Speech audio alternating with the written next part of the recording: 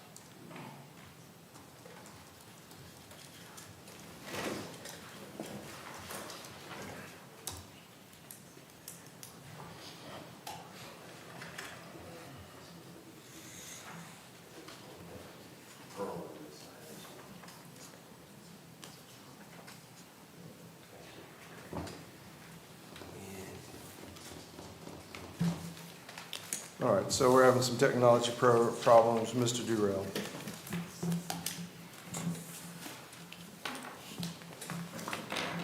Good morning, Your Honor. Good morning. May it please the court, Dustin Durrell. Your Honor, I'm here on Mr. Tommy Lucas. We were here for entry of a plea. I was contacted by a significant other this morning. Mr. Lucas was in a car wreck on his way to court this morning. I had her send me a picture just to confirm. I do have photographic evidence that he is sitting on the side of the road talking with police officers. I just contacted her for an update. She said FHP is talking to him now. He's complaining of a back injury. I don't know if he's going to be taken in to a hospital to be evaluated or not. Based on that, I would ask for a continuance. State. I saw the picture in question, Your Honor. I would have no objection to a continuance. I think we want to set it for December 11th, if possible, for the entry of that plea.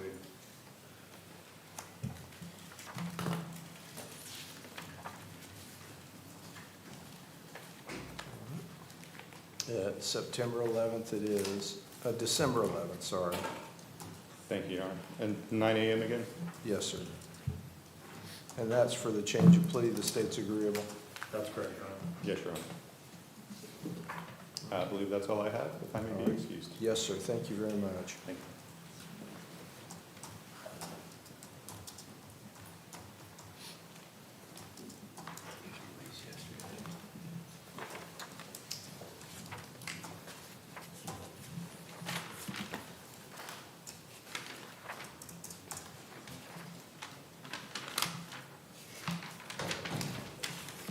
Miss Reed. Good morning, Judge. How are you? I'm good, Miss Reed. How are you this morning? I'm doing okay. I've got one case before the court this morning. That's Autumn Renee Lusty, 25 CF 378. She's set on the docket for change of plea. I do have a written plea agreement to tender to the court, and it is a written plea to misdemeanors. May I approach? Granted.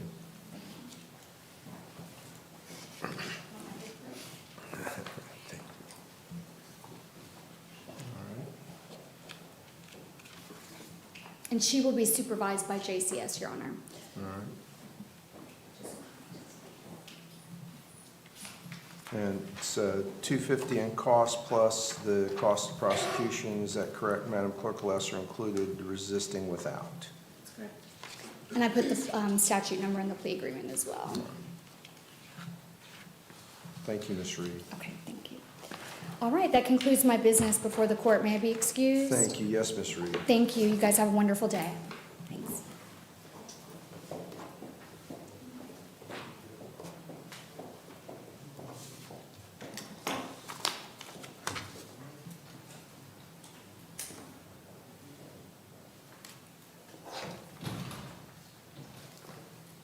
Is that Miss Devaney? It is, Your Honor, All but right. if you want to pass me and come back to me, I wouldn't mind. All right. Mr. Swiatek.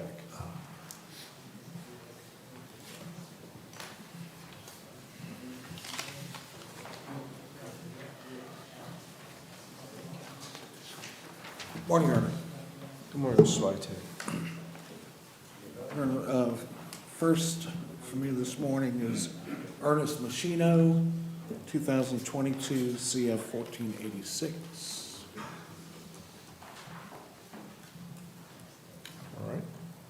This is a motion for early termination of probation, and there is no objection from the state.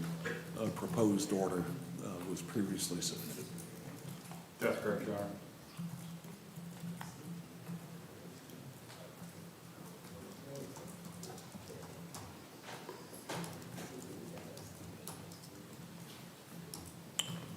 Let's see if I've got that order, Mr. Switek. Did you send it through the portal? Teresa usually sends it direct to your office.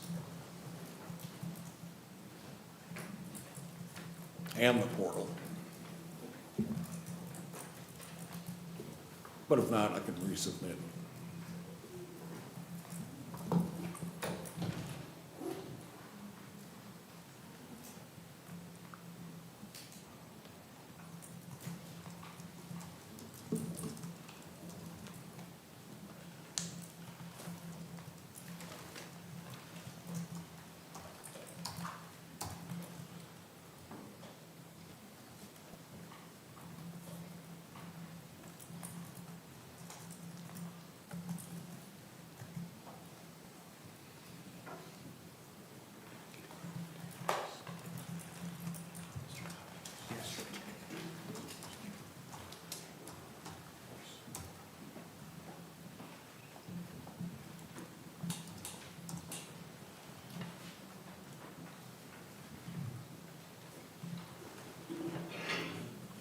I don't see the order, Mr. Switek, in my queue, so if you'll send it over, I'll sign.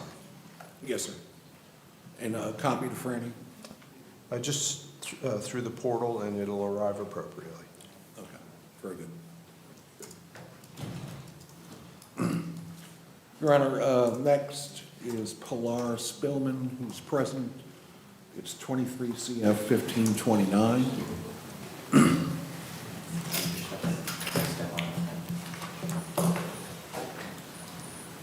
This is a motion for a specific discovery, and we're asking for payroll records of the defendant from Ms. Spillman's date of employ, which was in September of 2020.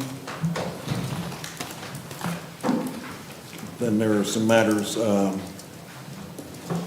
as far as documentary evidence, which the state would produce, evidencing that her overtime payments and regular hours are recoverable by the victim in the case. Any evidence that the defendant was overtime exempt, and any evidence of the defendant's policy not to pay wages, such as employee handbook or something similar.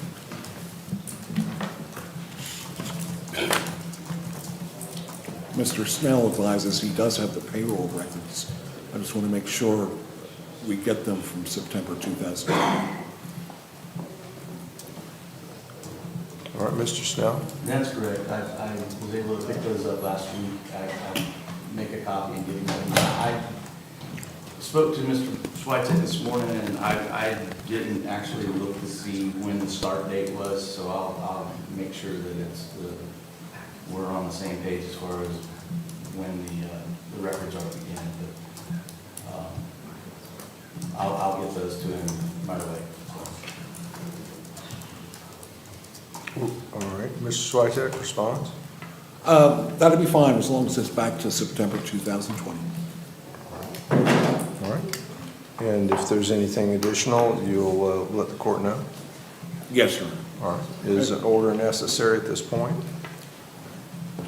I believe it would be. All right, provide an order that details what we've done so the record's complete. All right. Mr. Snell further advises he doesn't believe there's any written policy or employee manual, but I just want to get a statement from the victim that there isn't, or something similar.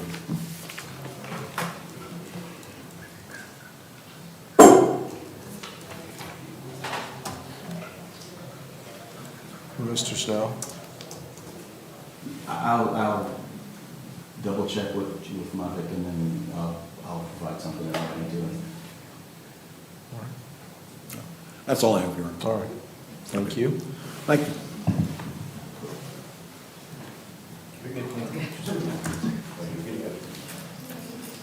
All right, Ms. Jaquith. Thank you, Your Honor. I have Michael Riley on the docket. He's an inmate. And what's that case number, Ms. Jaquith? There are three, Your Honor, 25 CF 127, 25 CF 189, and 25 CF 217. They are all violations of probation. Your Honor, we previously entered a denial in this case. Unfortunately, we're still working with the state and we still need some additional documentation from the state so we can move forward on this. But in an effort to make sure that the case stays prevalent on the docket, I'd like to go ahead and set it for a contested hearing. That way we can be sure that we're moving this case along. Not in a huge rush, so I'll take whatever date is most convenient for the court. We do expect that Mr. Riley will likely score state prison in this case.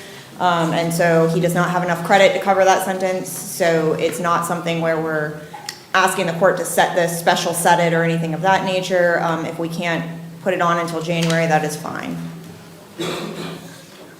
State agreeable to a January date? That would be fine. Yes, sir. 15 January, good? Sure, Your Honor. And we're setting that in the afternoon with subpoenas, is that what the plan? Yes, Your Honor. However, if Mr. Snell and I are able to get something resolved before then, we'll either advance it on the docket or ensure that the court is aware that that hearing won't be necessary, and of course, Mr. Snell won't need to send his subpoenas. But at this point, we think it'd be prudent to set it with subpoenas so we can make sure that it continues moving forward. All right, so 1:15 at 1:30. Sorry. 2:30? To 2:30. 1:15 at 2:30 with subpoenas for an evidentiary hearing. Thank you, Your Honor. I believe that's all I have before the court, if I may be excused. Madam Clerk, anything else for Ms. Jaquith? That's it, Tom. Okay, thank you. Thank you, Your Ms. Honor. Devaney, you ready? You need some more time. I think what we'll do is just get another court date, Your Honor. Okay, who are you here for, Ms. Devaney? Colby Brothers.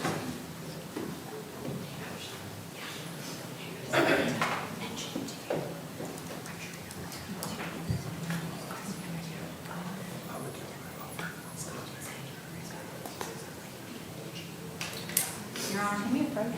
Granted.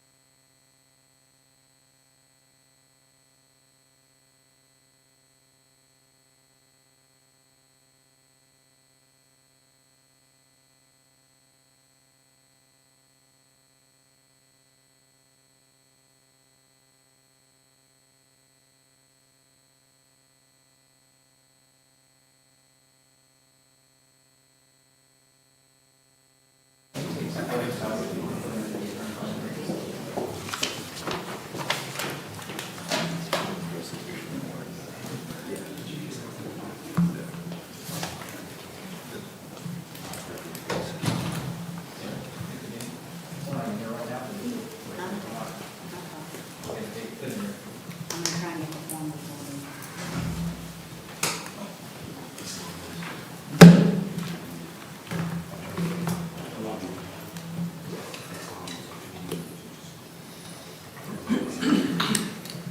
All right, Mr. Cochran, you prepared with your list?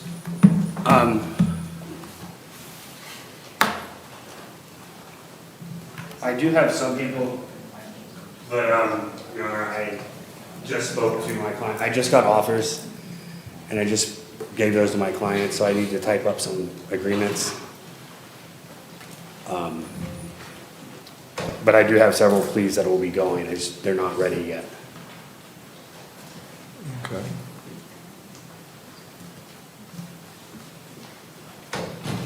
How much time do you think you need to, Probably about 15 minutes. I got about 7 pleas to write up. all right.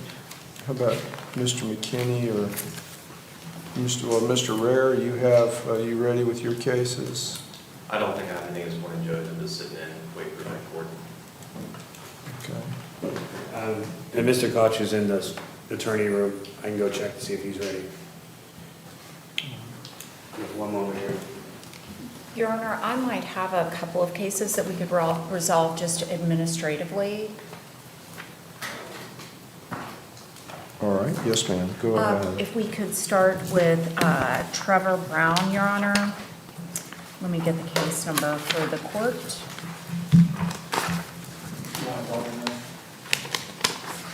Yes. That is 22 CF 1794. He is represented by Mr. Griffith.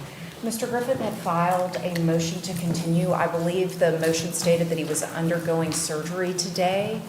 It is my understanding that an order had been submitted to the court continuing the case. I spoke to Mr. Little, and there is a pending state's motion, a couple of motions in limine, and I believe that both defense and Mr. Little had agreed to set that on the court's next miscellaneous docket.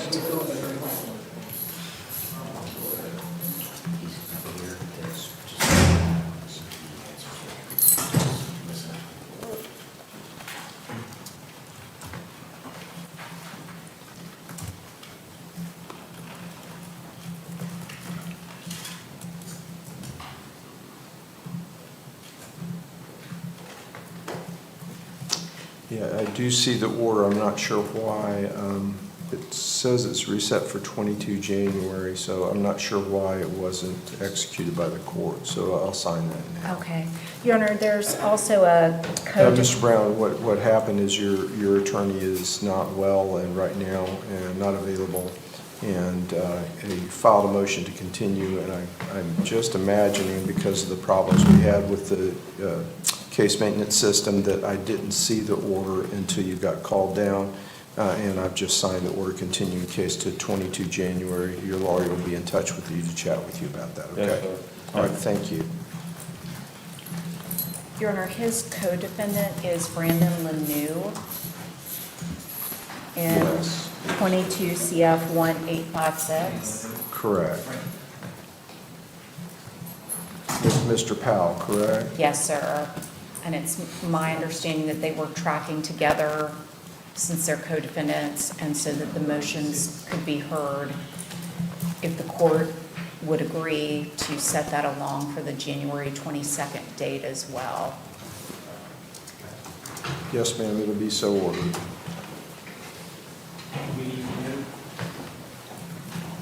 Your Honor, do you want Mr. Lanew brought out? My notes say that was already continued. Okay. I don't see that continuance on the docket, so I'm not sure Okay.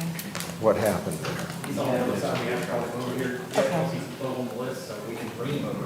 Okay. No, just let them know that case was previously continued. Thank you for going on. Just let him know this case was previously continued.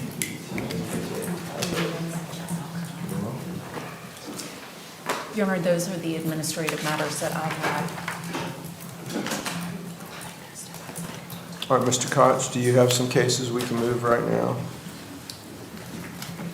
At this moment, Your Honor, negative. I do have a client in the courtroom, but I need to speak with Mr. Gomez briefly. Okay. All right, well, we'll take 15 minutes then, or you let the bailiff know when you're ready. I know Mr. Cochran has some time that he needs with his clients as well. Thank you, Your Honor. Thanks, Judge.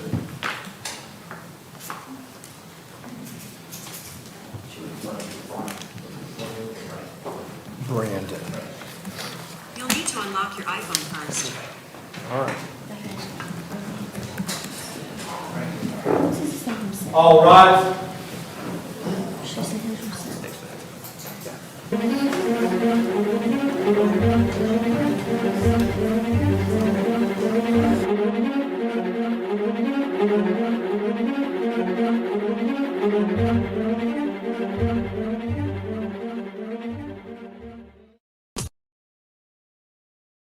Hi, I'm Wanda Roberts. For the last 20 years, I've been helping the residents of Northwest Florida buy and sell their properties.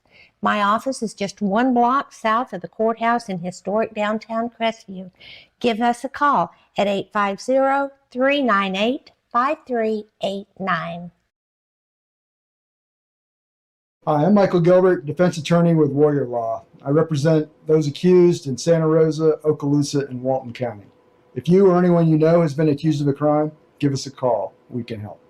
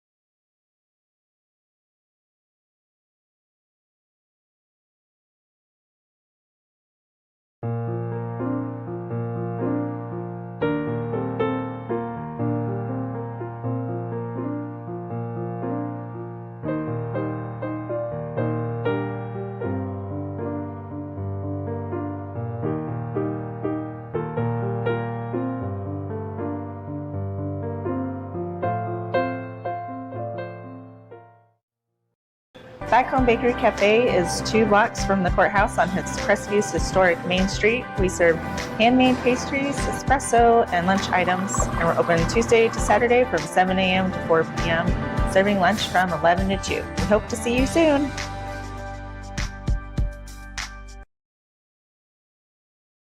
Hello, I am Bonnie from Body Be Healthy here in Crestview. We have been serving the area since 1999. We're an alternative health food store. If you're interested in bettering your health, we'd like to invite you to stop by. We're located in Court Plaza. Stop by and let us help you be healthy. I'm Amanda Gaskin with Briarpatch Realty. Helping qualified heroes save money is my passion. When I help a hero buy or sell a home, they receive a check from Homes for Heroes. Check out amandasheroes.com for more information.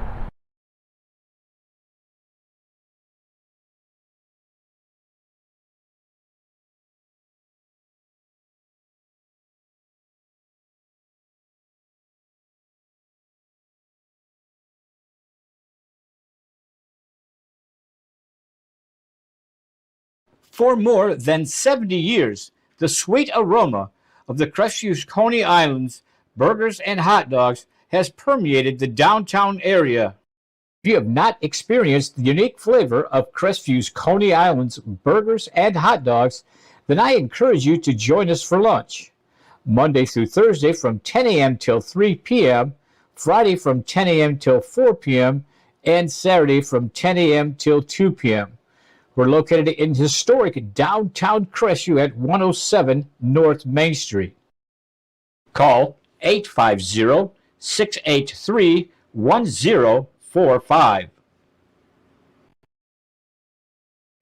CQ Roofing, your hometown roofer since 1999. We're state licensed and insured, family owned and operated with 24 years of local service. We specialize in shingles and metal, re-roofs, repairs, and leak specialists. For all of your roofing needs, call us today or visit our website at cqroofing.com. CQ Roofing, your hometown roofer.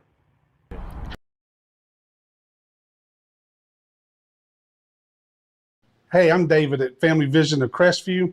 We've been providing excellent optical service for Northwest Florida for over 34 years. Come in and let us take care of you.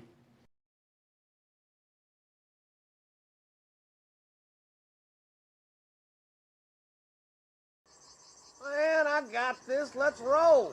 Fight fire with fire. Take one. Have you been injured in an accident and need righteous representation? Call us, because we fight fire. Damn thing ain't working. Whoa! Not cool, bro. I'm attorney Coy Browning. Personal injury is no joke. Just ask him. Injured? Take a breath. Call Coy.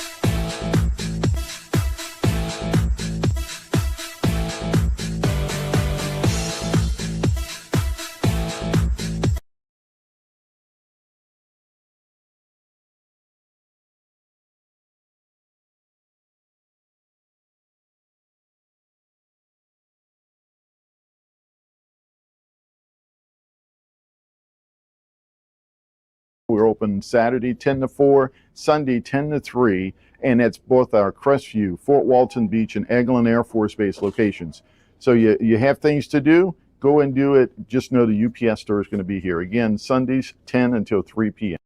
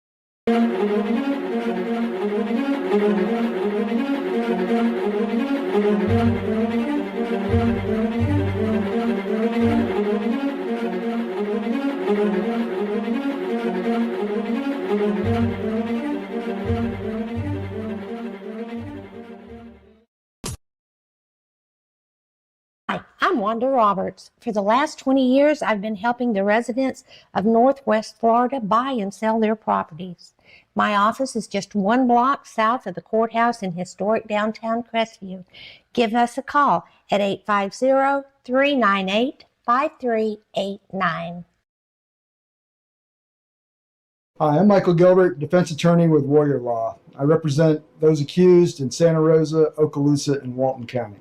If you or anyone you know has been accused of a crime, give us a call. We can help.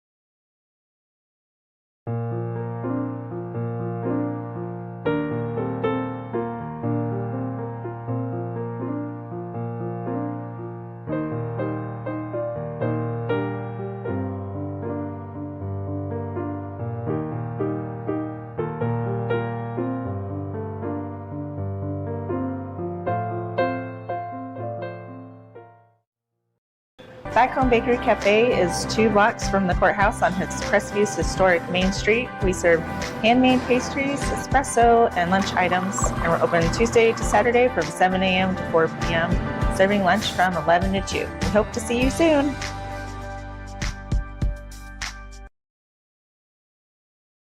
Hello, I am Bonnie from Body Be Healthy here in Crestview. We have been serving the area since 1999. We're an alternative health food store. If you're interested in bettering your health, we'd like to invite you to stop by. We're located in Court Plaza. Stop by and let us help you be healthy. I'm Amanda Gaskin with Briarpatch Realty. Helping qualifying heroes save money is my passion. When I help a hero buy or sell a home, they receive a check from Homes for Heroes. Check out amandasheroes.com for more information.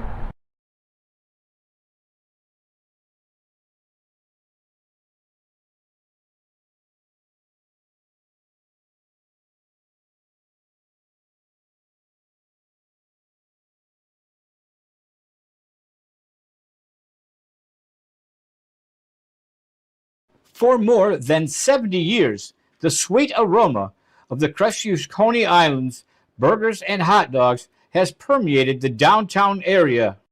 If you have not experienced the unique flavor of Crestview's Coney Islands burgers and hot dogs, then I encourage you to join us for lunch. Monday through Thursday from 10 a.m. till 3 p.m., Friday from 10 a.m. till 4 p.m., and Saturday from 10 a.m. till 2 p.m. We're located in historic downtown Crestview at 107 North Main Street. Call 850-683-1045. CQ Roofing, your hometown roofer since 1999. We're state licensed and insured, family owned and operated with 24 years of local service. We specialize in shingles and metal, re-roofs, repairs, and leak specialists. For all of your roofing needs, call us today or visit our website at cqroofing.com. CQ Roofing, your hometown roofer.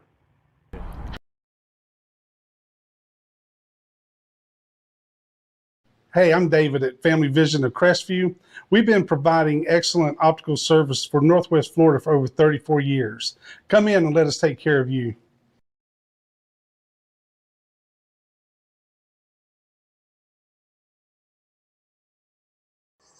Man, I got this. Let's roll. Fight fire with fire. Take one. Have you been injured in an accident and need righteous representation? Call us, because we fight fire.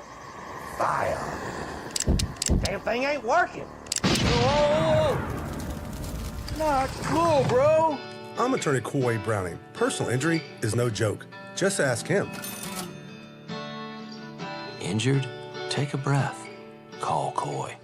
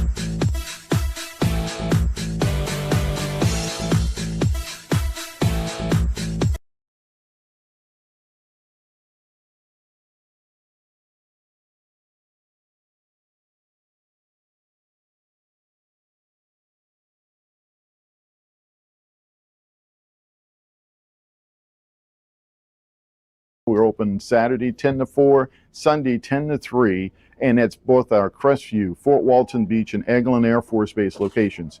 So you have things to do, go and do it. Just know the UPS store is going to be here. Again, Sundays 10 until 3 p.m.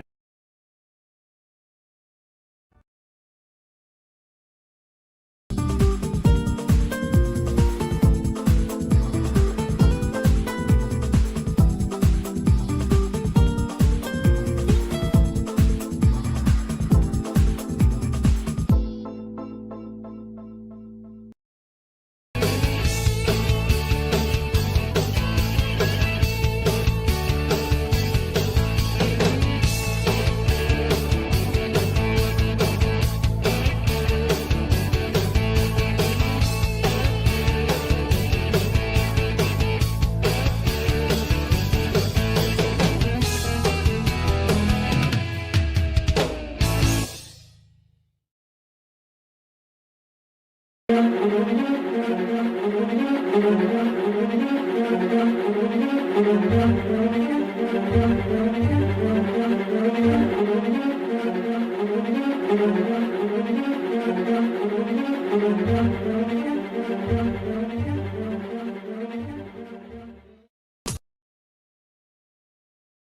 I'm Wanda Roberts. For the last 20 years, I've been helping the residents of Northwest Florida buy and sell their properties.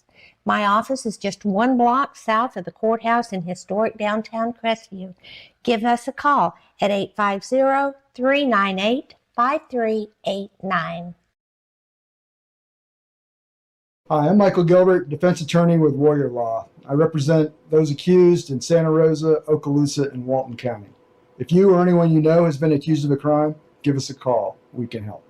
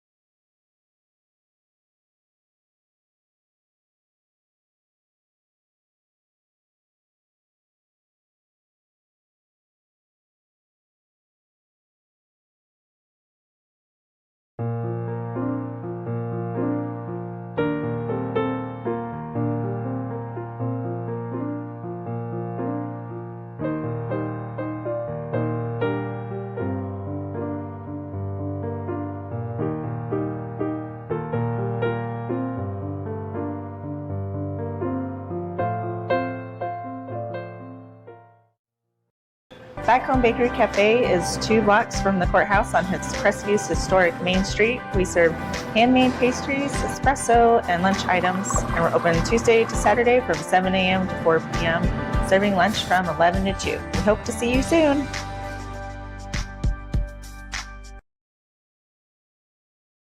Hello, I am Bonnie from Body Be Healthy here in Crestview.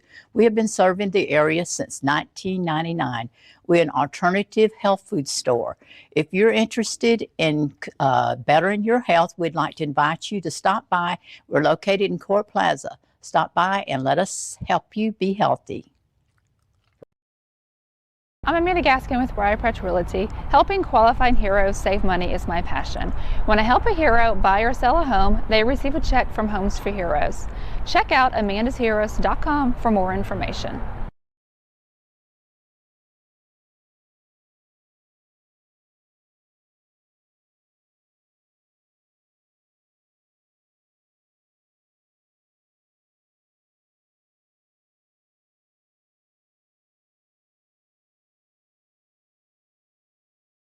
For more than 70 years, the sweet aroma of the Crestview's Coney Islands burgers and hot dogs has permeated the downtown area. If you have not experienced the unique flavor of Crestview's Coney Islands burgers and hot dogs, then I encourage you to join us for lunch.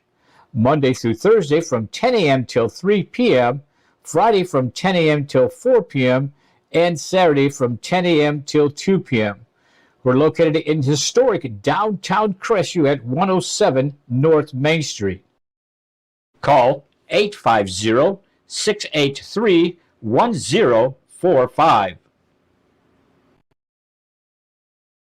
CQ Roofing, your hometown roofer since 1999. We're state licensed and insured, family owned and operated with 24 years of local service. We specialize in shingles and metal, re-roofs, repairs, and leak specialists. For all of your roofing needs, call us today or visit our website at cqroofing.com. CQ Roofing, your hometown roofer.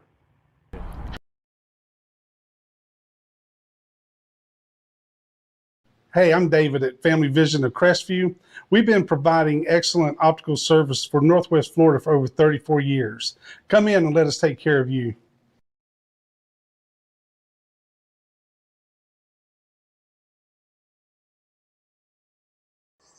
Man, I got this. Let's roll. Fight fire with fire. Take one. Have you been injured in an accident and need righteous representation? Call us, because we fight fire. Damn thing ain't working. Whoa! Not cool, bro. I'm attorney Coy Browning. Personal injury is no joke. Just ask him. Injured? Take a breath. Call Coy.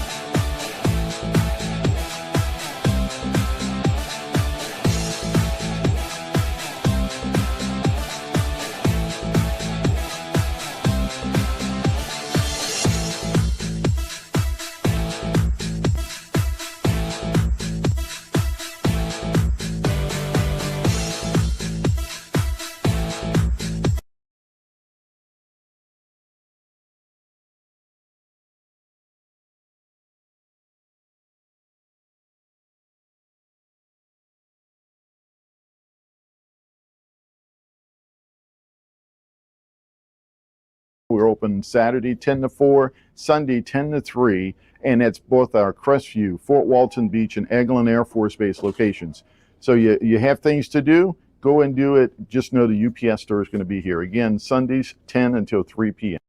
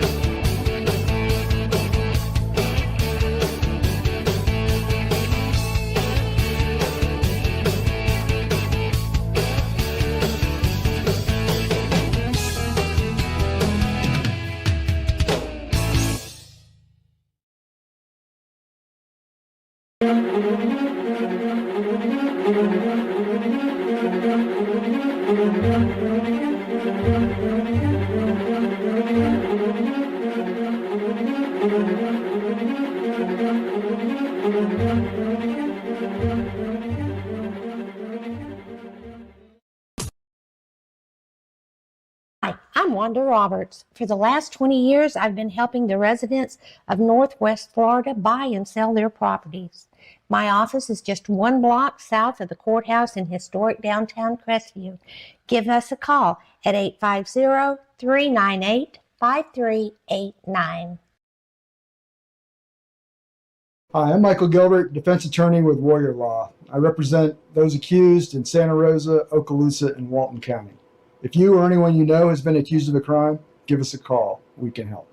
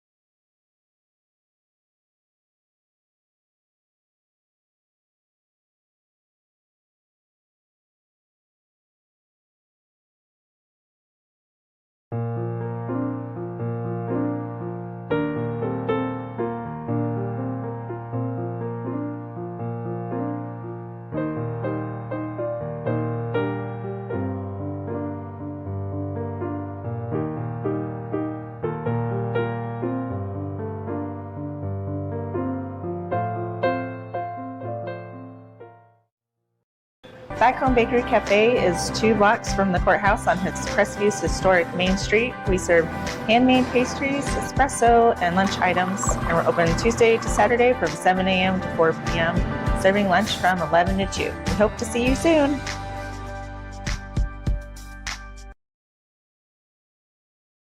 Hello, I am Bonnie from Body Be Healthy here in Crestview. We have been serving the area since 1999. We're an alternative health food store. If you're interested in bettering your health, we'd like to invite you to stop by. We're located in Court Plaza. Stop by and let us help you be healthy. I'm Amanda Gaskin with Briarpatch Realty. Helping qualifying heroes save money is my passion. When I help a hero buy or sell a home, they receive a check from Homes for Heroes. Check out amandasheroes.com for more information.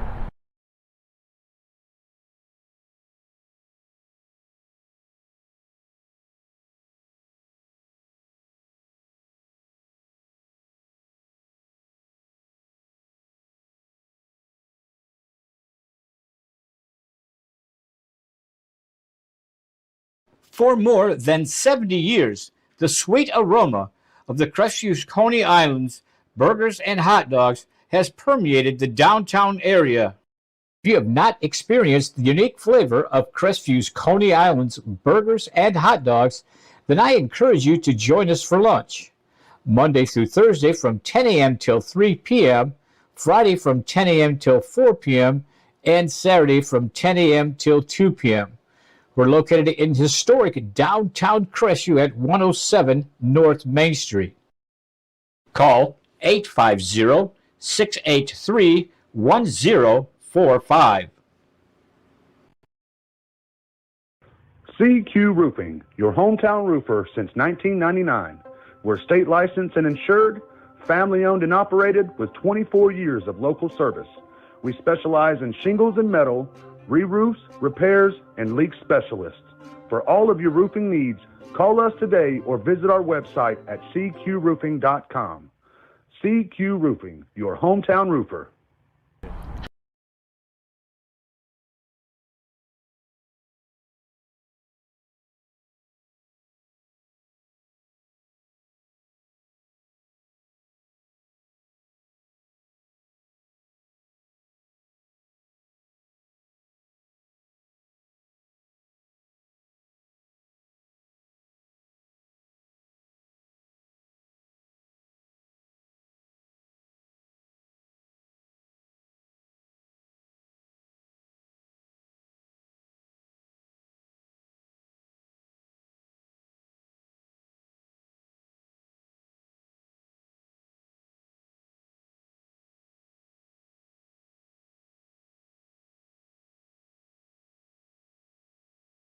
Breath. Call coy.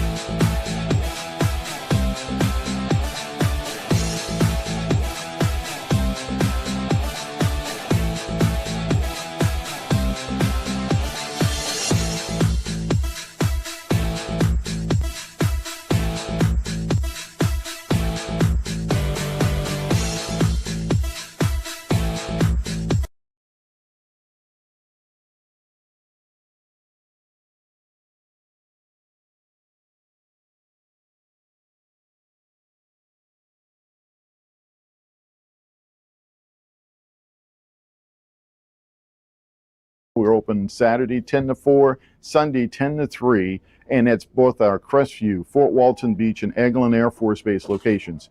So you have things to do, go and do it. Just know the UPS store is going to be here. Again, Sundays 10 until 3 p.m.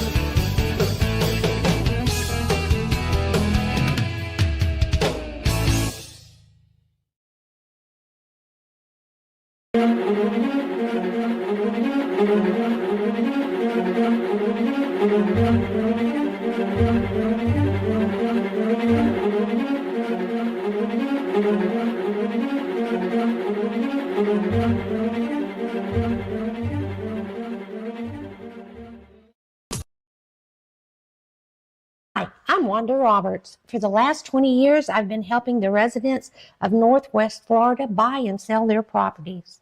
My office is just 1 block south of the courthouse in historic downtown Crestview.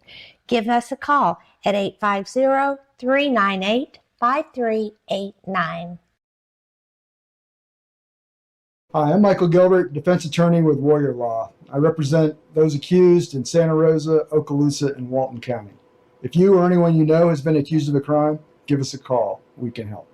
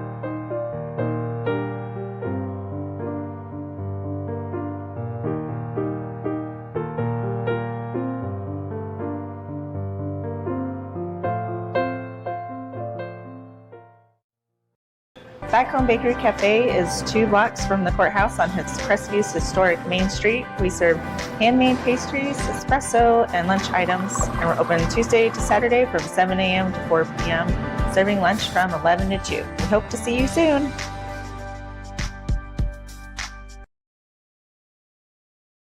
Hello, I am Bonnie from Body Be Healthy here in Crestview.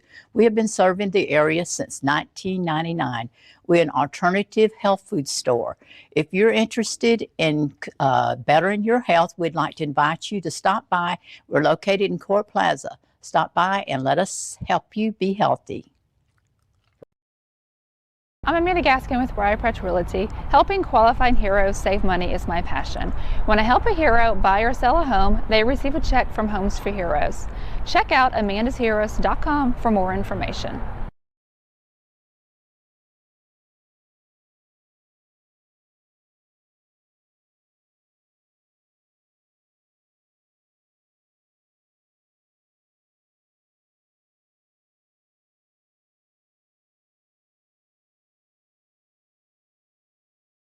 For more than 70 years, the sweet aroma of the Crestview Coney Islands burgers and hot dogs has permeated the downtown area.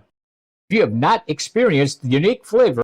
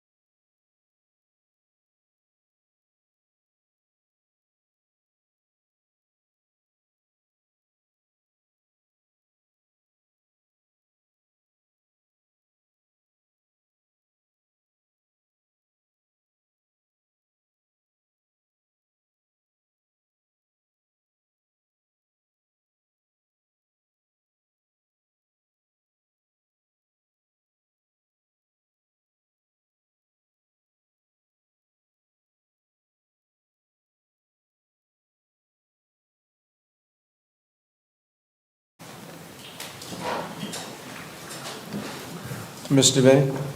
Yes, Your Honor. I believe they're calling my client now.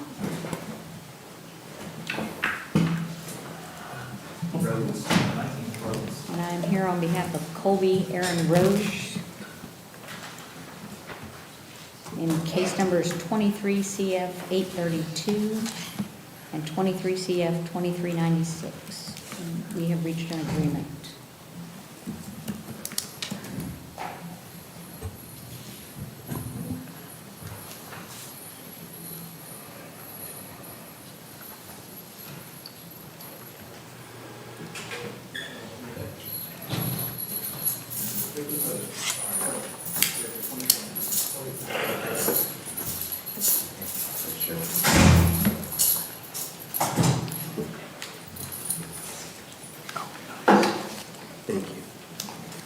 Your Honor, would you like me to read out the terms?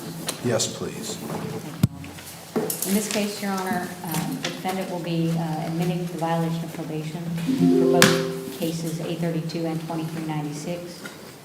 The terms of the plea entry and sentencing agreement agreed upon by the state and the defendant are a reinstatement of probation with 90 days in the Okaloosa County Jail as a condition of that probation, with credit for time served since the date of his most recent arrest, probation to terminate upon completion of the jail time, and adjudication to maintain with a withhold. If I can approach Your Honor with the proof on.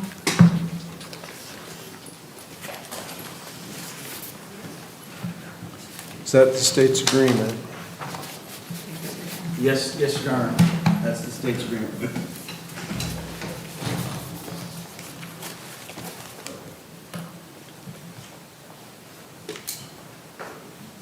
All right, so to be clear, this is credit only for the recent arrest, not for any past credit. He's waiving past credit, and it's only the credit for this time.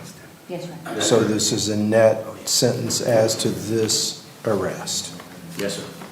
Okay. Raise your right hand, please. Do you swear or affirm to testify truthfully in this matter under penalties of perjury? Yes. Okay, you put your hand down. You heard what Ms. Devaney said on your behalf, and you signed the written plea form. Yes. Do you understand by this plea that you're admitting the violations? Yes. And by admitting the violations, do you understand you're waiving the right to a hearing where the state would have to prove you violated? Yes. In this case, you'll be reinstated to your supervision with 90 days in the county jail as a condition of your probation with credit for time served, but only credit as to this arrest, and you're waiving all other credit that you may have. Do you understand that? Yes. And you'll have the additional $200 cost of prosecution, and any other fines, fees, and costs. How much time do you need? And your probation will terminate upon completion of the 90 days in jail that you're receiving as a condition of probation. How much time after you're released do you need to get all your fees and costs paid? If I may, Your Honor? Yes. His fees and costs for the original underlying cases are paid in full, so it should be about just the $200. I just want to clarify for him that that's all that will be owed on this matter. Couple weeks? Is 90 days sufficient? Yes. Thank you, Your Honor. Okay. Ms. Devaney answered all your questions about the plea and how it affects you? Yes. You satisfied how she's represented you? Very. Court will find the plea to be freely and voluntarily entered into and will accept the plea. That's all I have today. Thank you, Ms. Devaney.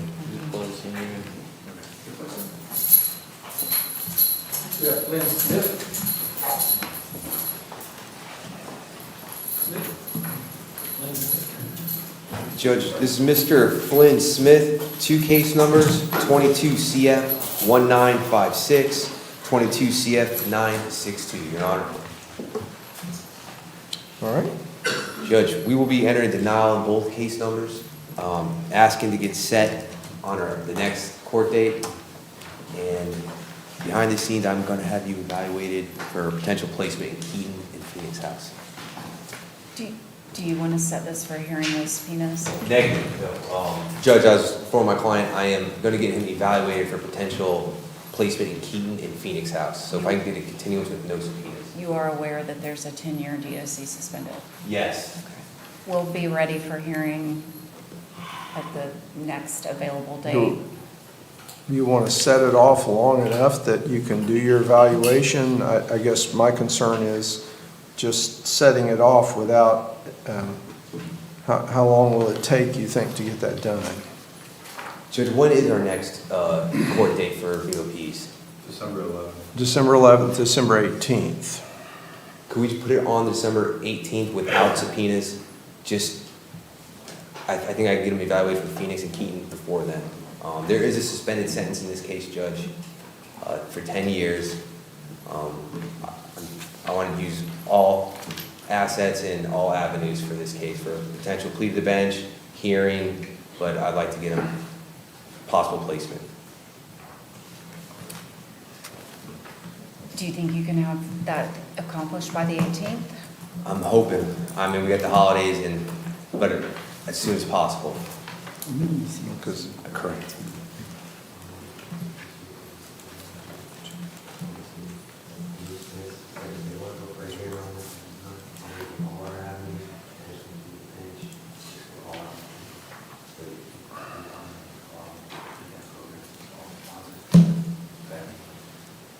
Well, the 18th, if we remove next week, which nothing's going to happen next week, let's just face the reality, right?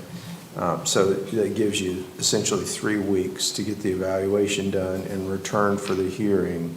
And then if we continue it then, you're going to be another month for the next series of hearings, right, to get it set for an evidentiary hearing.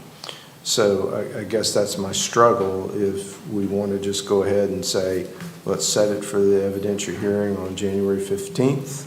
And if you can get the evaluation done and bring it in sooner for a landing, then let's do it. But I just don't want to, our dockets are crowded, and although I love to see everybody, I don't want to bring people back when it's not a meaningful opportunity to advance the case for a resolution. So I'd rather go ahead and just set it for the evidentiary on the 15th. And if you got that and can work it out, then we'll bring it in for an early landing. That way we're not wasting time with another court appearance. And does that make sense? Yes, Judge, that's fair. Okay. January 15th with subs, and we're moving ASAP on those evaluations. All right. Your Honor, is that on our 2:30 docket? That would be on the 2:30 docket. Thank you. All right. And once again, if you get the evaluation done, you believe you can bring it in early, simply talk to the state and we'll set it in any time I'm here. Yes, Judge. Okay. All right. Thank you. Sorry. And I apologize, Madam Clerk is correct. Next year it's 2 o'clock, not 2:30. 2 o'clock. I got you. Did you hear that, Mr. Koch? Negative, I'm sorry. Next year we've moved that to 2 o'clock instead of 2:30. Yes, Judge. 2 o'clock. Next is Raul Perez.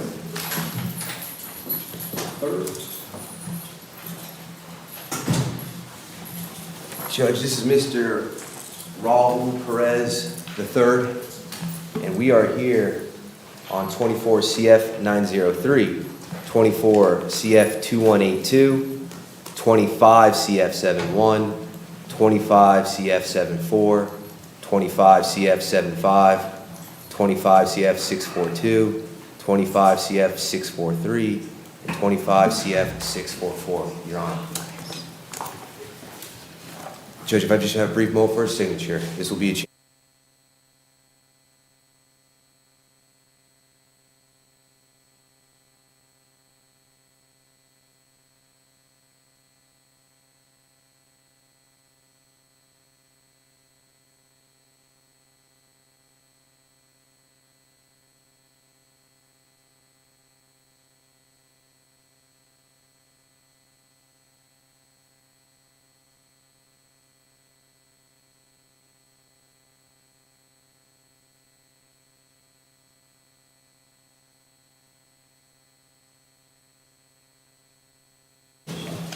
Your Honor, this morning will be an admission to all cases, all counts.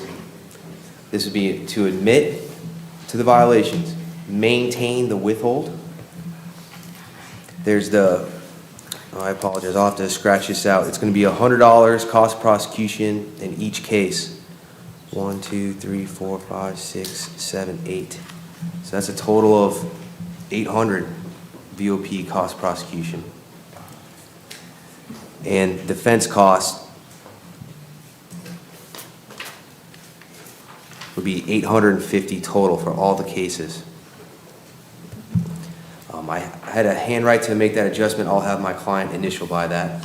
The terms are going to be reinstate with all original conditions and all original costs, but to modify to include 30 days in the Okaloosa County Jail with credit for time served and add an additional 24 hours of community service. Mr. Perez, if you can initial by me, because I did have to handwrite the costs.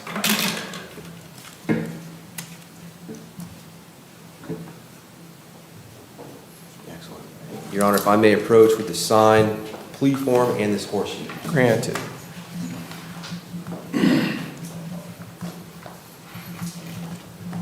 Raise your right hand for me, please. Do you swear or affirm to testify truthfully in this matter under penalties of perjury?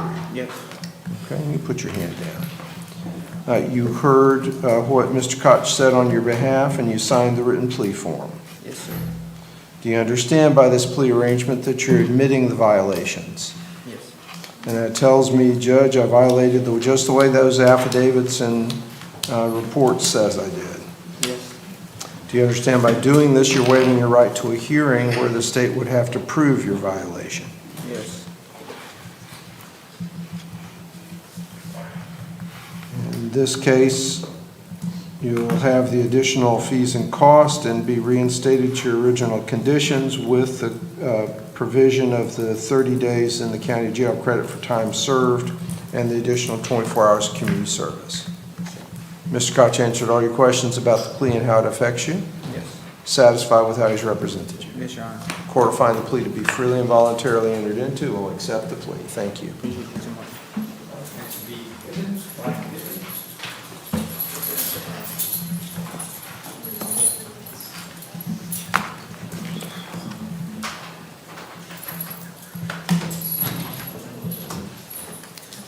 There you go.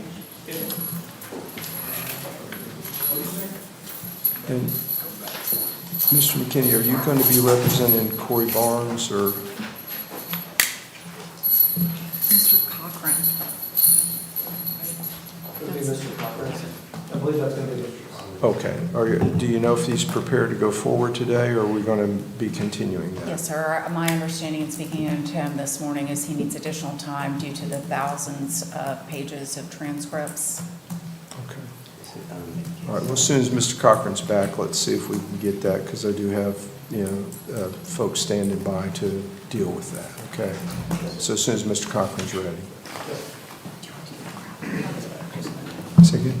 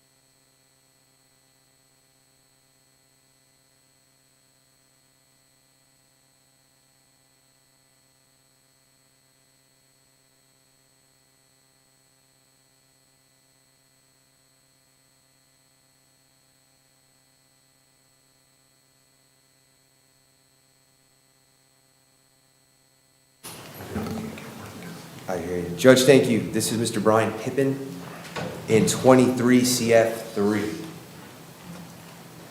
All right. Judge, we will be entering a denial this morning. The current offer would be adjudication of guilt, the 9 months in the Okaloosa County Jail with credit for time served. If we could set this for a hearing with subpoenas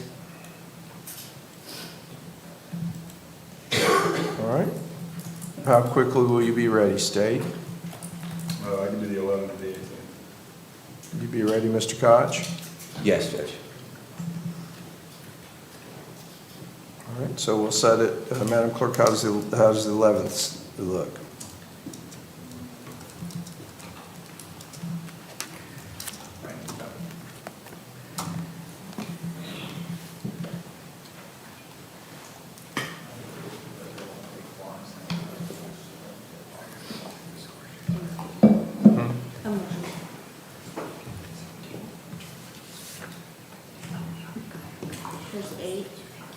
We'll set it on the 11th at 2:30 with subs. With sub. So where's that? Not today, on the court. We're set on December 11th. I can always bring you in early if we reach an agreement with the state. Okay? We'll talk privately at the jail.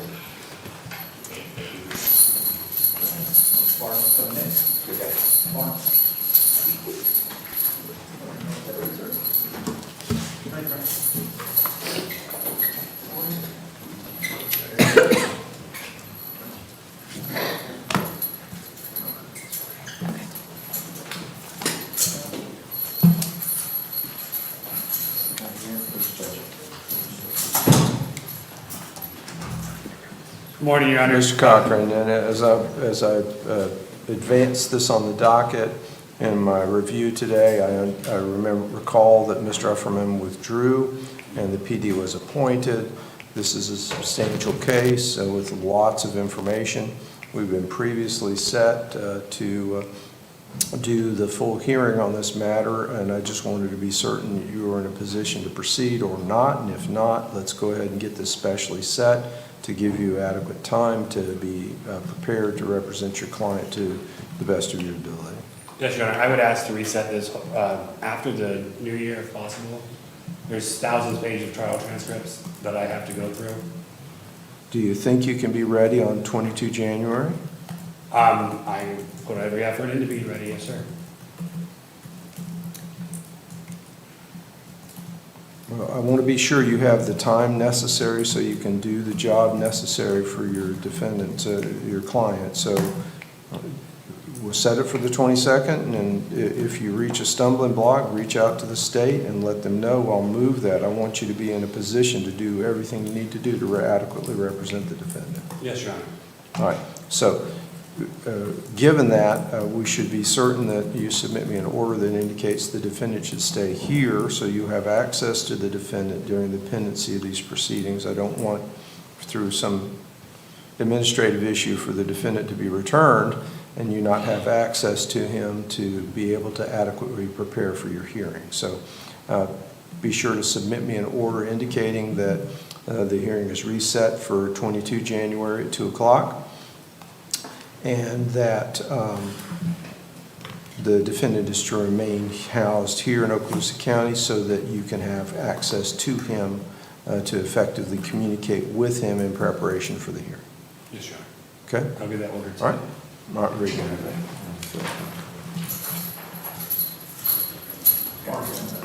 Judge, may I call one out of the gallery?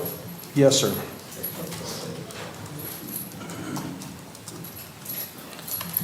This is Rhonda Ward, 25 CF 619. Jason McKinney on behalf of Ms. Ward. This was a case that is on the trial docket, but did go to PTI, and I believe the PTI was filed by probation this morning.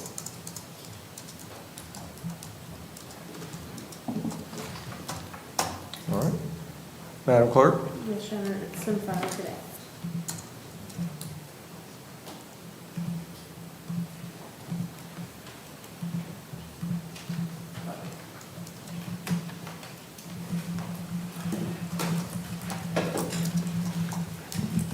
All right, very good. Thank you, Judge.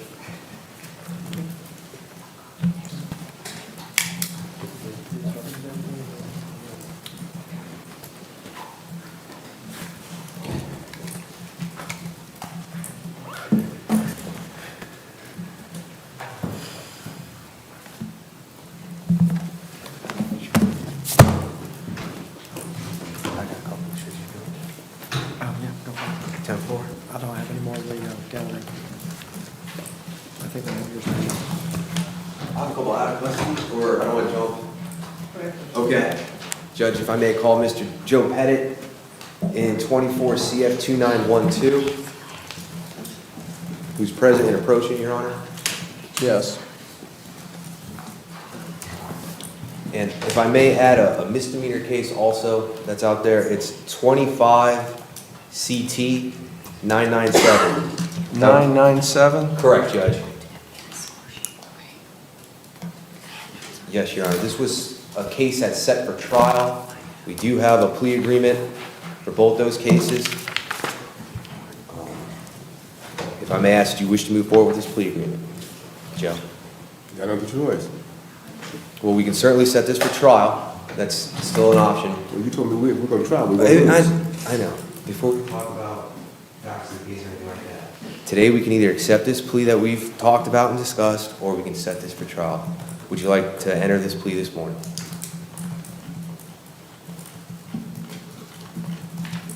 No. You want to set this for trial? You made too many promises. Nah. We ain't going to do that. Okay. Something ain't right about you. Okay. We got an issue with you. You hear me? I know for a fact this lawyer cannot continue to represent me. You know, he is not doing his job. You know, I got questions about this case. You presided over my first appearance on this case.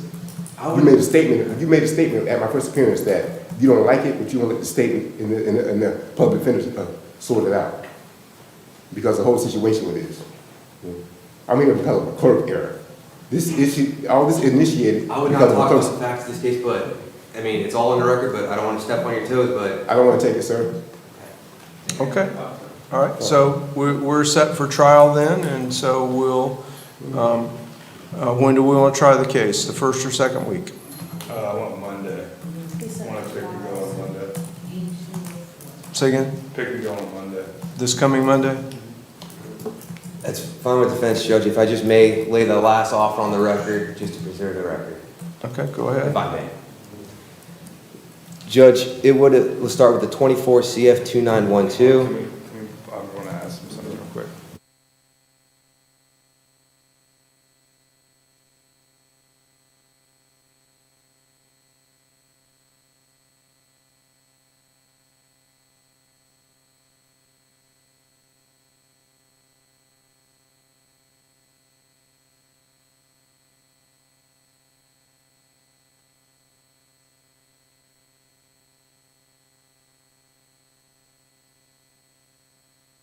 I'm sorry, say again? Can we pass this so that we can all have a conversation?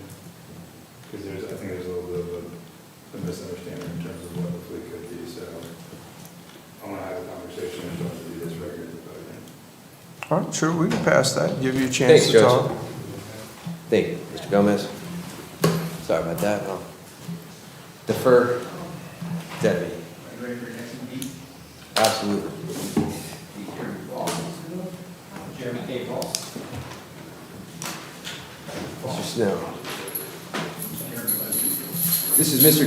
Jeremy Ross, 24 CF 1756, here for a violation of probation, Your Honor. And I was going to ask the state if we do have a current offer.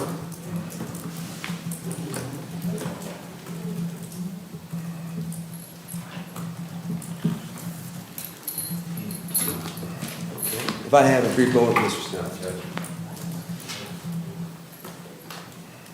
Probation director in the county, Thomas, I'm asking if we will possibly reinstate because we have a withhold. Correct. I get, yes, we can get a withhold, put back on probation. Is that on the table?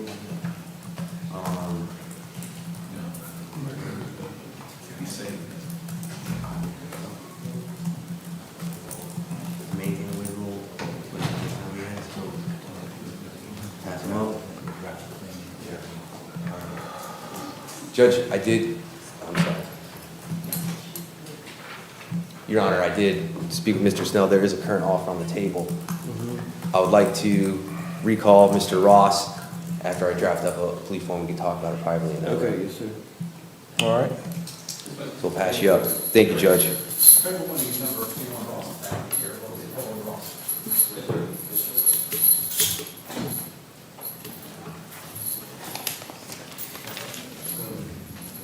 Willie Simmons? Judge, we have Willie Simmons, 2 cases, 20 CF 2302, 21 CF 1506, Your Honor. All right, yes, sir. Judge, the basis for the violation is a new law misdemeanor, and that's the 25 MM 2617 case with Judge Mason. Ms. Yeski is his attorney on that, and that new law is set for trial on 12/1. So we're asking to continue this past that 12/1 so they can have their trial on that new law violation. 1 second. All right. State?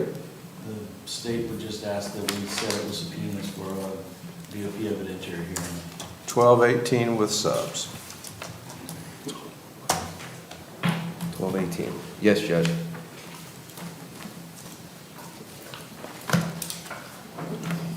Okay, I'll talk to you privately.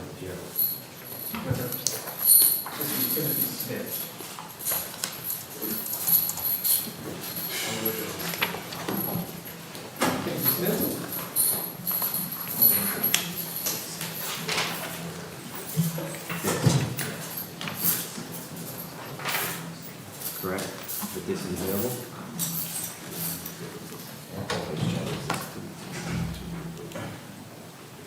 Correct. Like a fresh, okay. I hear you. Judge, thank you. This is Mr. Timothy Smith in 23 CF 2161. Judge, the current offer, it'd be a fresh 1129. I'd like to phrase that. Basically, the state offers to waive all prior credit and start a new 1129 and revoke and terminate probation. Oh, I know. What's that? Judge, so we're enter that denial. If we could set this out for subpoenas. I see the denial was entered on 10/16. Oh, that's right. If we could set this then for subpoenas. 1218 with subpoenas.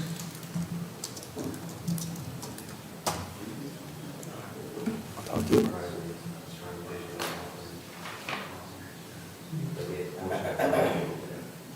I'll talk to you privately. Daniel Solis? Say again? Daniel Solis?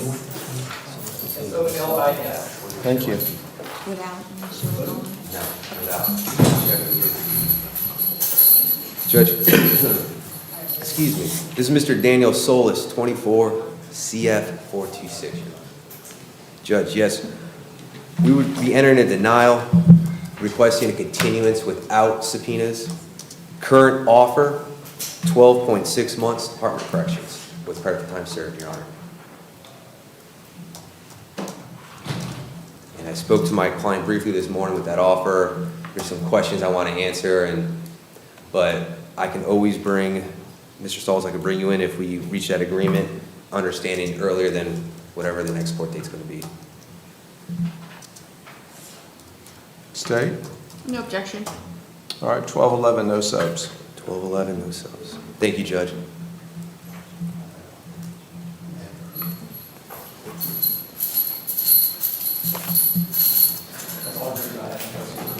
Thank you, Deputy. Ms. Dudley. Good morning, Ms. Dudley. The first one I have is Tommy Lovett, which is 24 CF 954.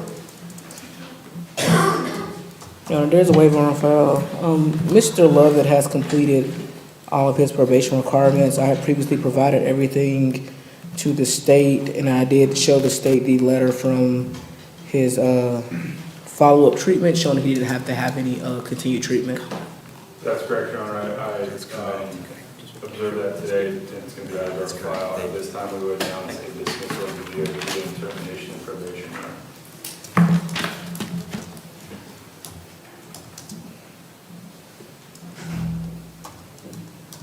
So ordered. The next I have is Naraya Rudolph. And what's that case number, please? 19 CF 1473, 19 CF 2646, 25 CF 754, and 25 CF 293. I just need him to sign the plea agreement, Your Honor.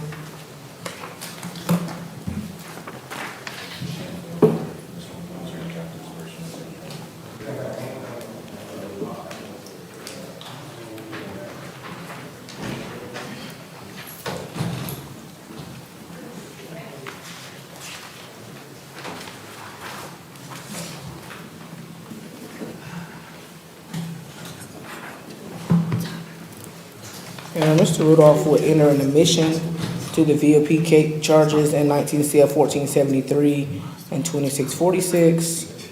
Enter a no contest plea to a lesser included misdemeanor battery and 25 CF 754. And enter a no contest plea to count 3 and 25 CF 293, which is also a misdemeanor. The state would dismiss counts 1 and 2 in that case. It would be a sentence of 24 months DOC on the violation of probation, with credit from this arrest, time served on the other 2 cases, and then the standard court costs which are listed on the plea agreement.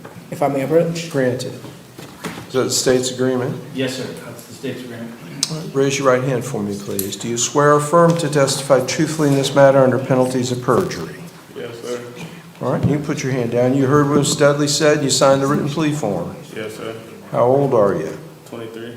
How much education do you have? GED. All right, you able to read and understand the plea form? Yes, sir. Did you do that before you signed it? Yes, sir. And it's what you read in the form, what Ms. Dudley just announced to me. Yes, sir. You got 2 things going on. You got your VOP and your new charges. We're taking care of them together, but they're 2 separate things. You understand that? Yes, sir. As to your VOP, do you understand you're admitting the violations? Yes, sir. And that says to me, Judge, I violated just the way the affidavit report says I did. Yes, sir. And do you understand by making this plea, you're waiving your right to a hearing where the state would have to prove your violation? Yes, sir. As to your new charges, do you understand that you're pleading no contest? Yes, sir. And that says to me, you believe the state has the evidence necessary to prove your guilt and you're not going to contest that. Yes, sir. Do you understand by making this plea, you're waiving your right to a trial where the state would have to prove your guilt? Yes, sir. All right. In this case, you'll be adjudicated guilty. You'll be sentenced to the 24 months Department of Corrections with credit from the date of this arrest in 19 CF 1473 and 19 CF 2646, and then time served on the 25 CF 754 and 293, and they're to run concurrent. Now let's be clear about that, Ms. Dudley. This plea is waiving his prior credit. Yes, sir. It's a net sentence for this 24 months starting from his arrest on this VOP. Correct. Okay. Do you understand what that means? Yes, sir. I'm only going to get my 9 months that I just did, right? Correct.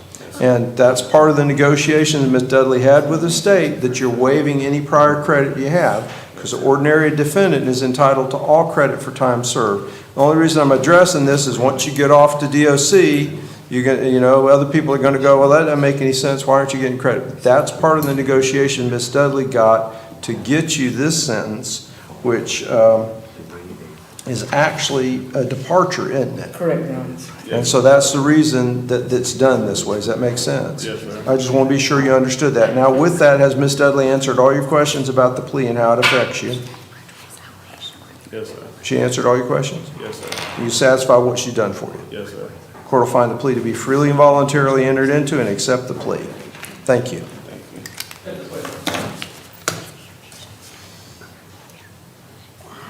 I believe that's all I have, Your Honor. Madam Clerk, anything else from Ms. Dudley? Thank you, Your Honor. Thank you. Mr. Tony. I see. What? He's the prosecutor. Mr. Gomez? Yeah.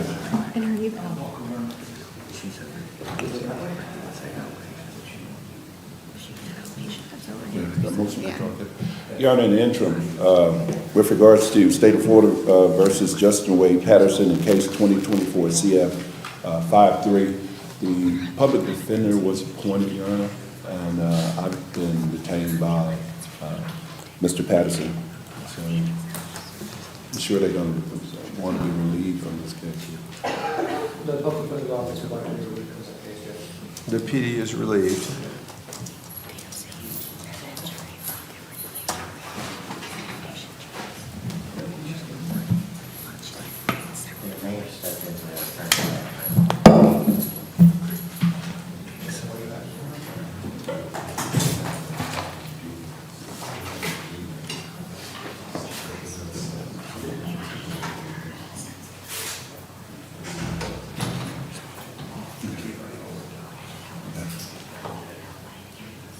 Your Honor, with regards to this motion to withdraw the capias, the state and I are in agreement for the withdrawal. This matter, we have reached an agreement. However, my client will not be able to be here until the 18th, so we're just going to put it on, I think, the December 18th docket, if we could. I have it set for a change of plea. All right, so the state agrees to withdraw the capias? Yes. Okay, the capias is withdrawn. Withdraw the capias. And we'll withdraw any estricture or forfeiture that exists. And we'll set, you say 12/18 at 9 o'clock for change of plea? Yes, sir. So that's the date that you have. That'd be perfect. All right, see you then, Mr. Tony. All right, Thank good seeing you, Judge. You as well, sir.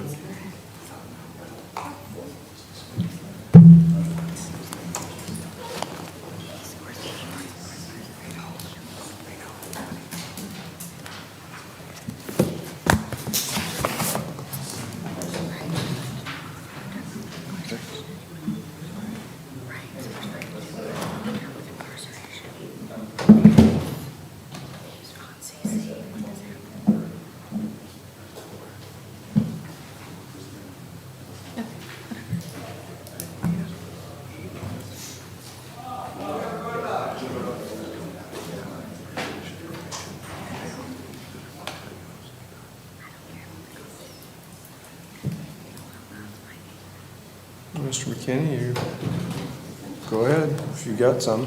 I'm waiting on the inmates, Judge.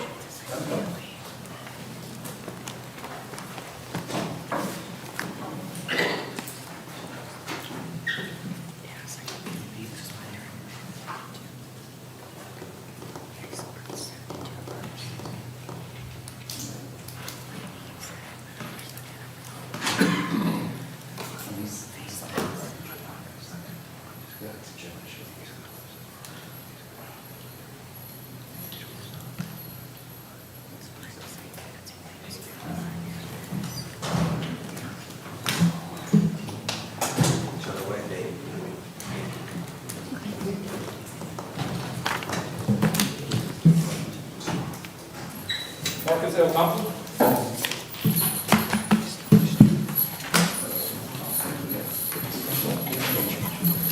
Judge, this is Marcus Thompson before the court. In total, 4 case numbers, 25 CF 1196, and violations of probation, and 24 CF 1824, 23 CF 1214, and 23 CF 1938. He handled in there. It's just, it's all packaged, everything. Do you have any questions? The agreement that's been reached with the state in 25 CF 1196 is going to be a plea to a lesser included offense of possession of controlled substance.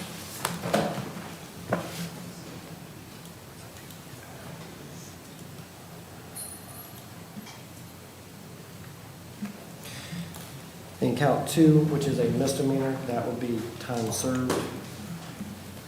The sentence would be an adjudication of guilt, 24 months probation, concurrent with his current supervisions. In his current supervisions, they're going to be reinstated to complete the original requirements. And the state has written in all terms and conditions remain, and there is a suspended DOC sentence that is part of those conditions that are being reimposed. A $615 court cost, a total of $300 in felony violation of probation fees, and a total of $450 cost of defense. Mr. Thompson is going to request of the court to pay all or a portion of the cost of supervision to help him get on his feet, understanding the circumstances. May I approach you, please? Grant. Is that the state's agreement? Yes, sir.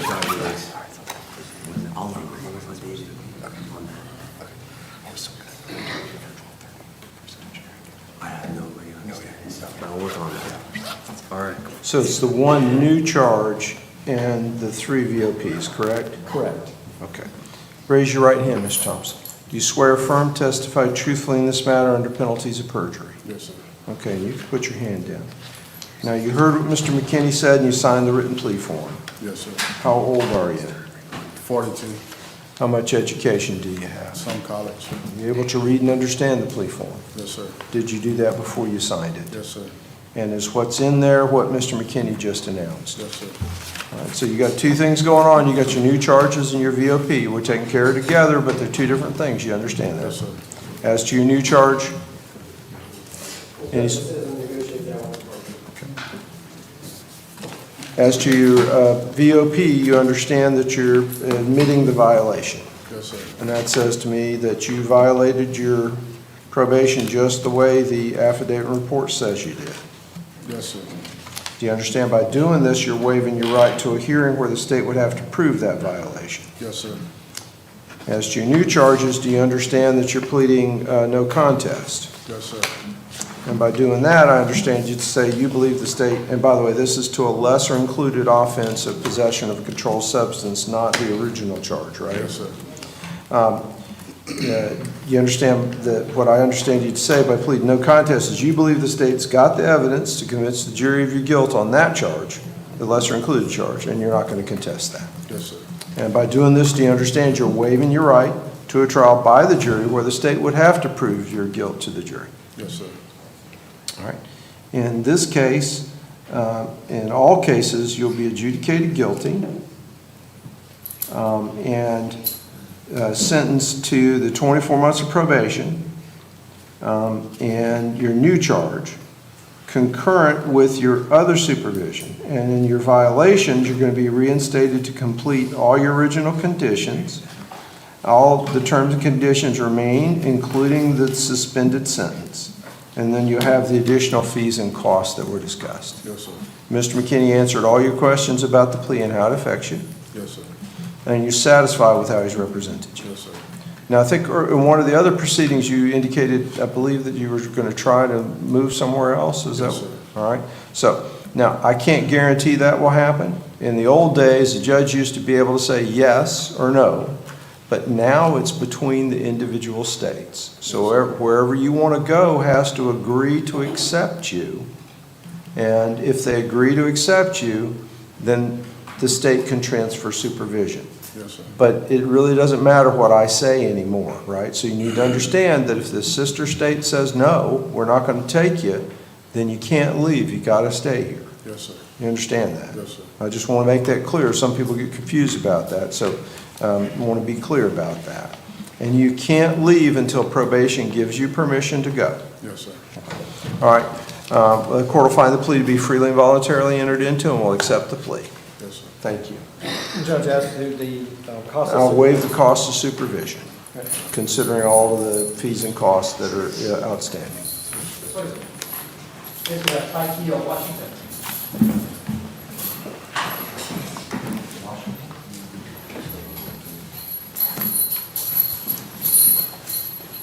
Judge, this is Mr. Tykeia Washington before the court for violation of probation in 23 CF 699. Jason McKinney on his behalf. As I did my research on Mr. Washington, I remember that there are two cases from Mr. Washington. There is additionally 23 CF 1691, which when I review the progress docket, I see the last entry being a BOP warrant. So I wanted to see what we needed to do to get that case open as well so that we can move forward on Mr. Washington's cases.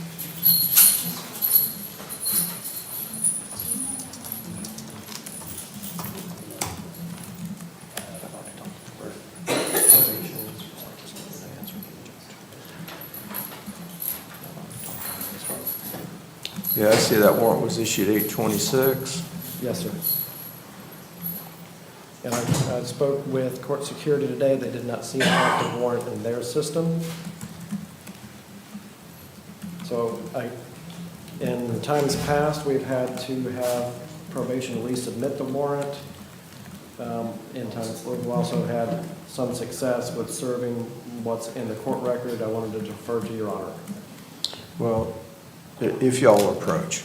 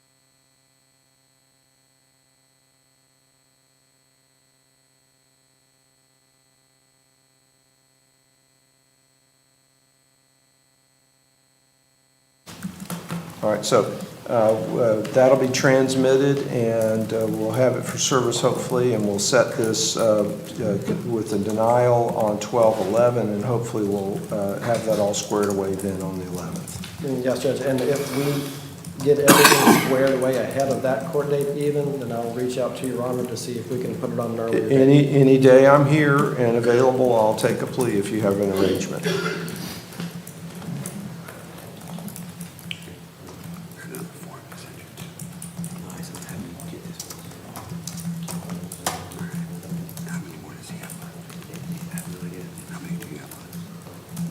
One, I gotta receive this.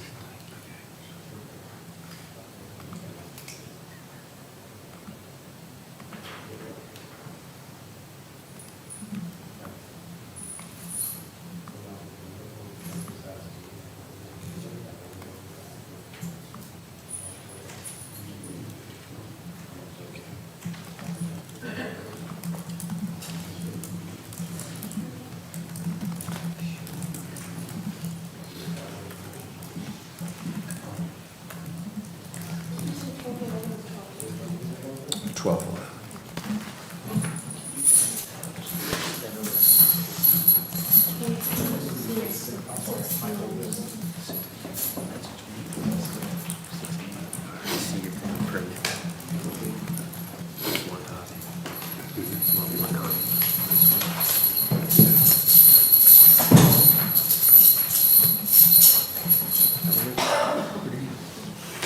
Judge, this is Michael Wilsey before the court. It's two case numbers, 23 CF 1041 and 23 CF 2312. Each of these are violations of probation.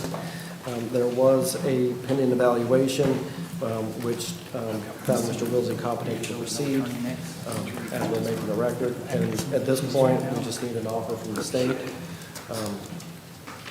related to the violations of probation. I may have just a moment. Yes.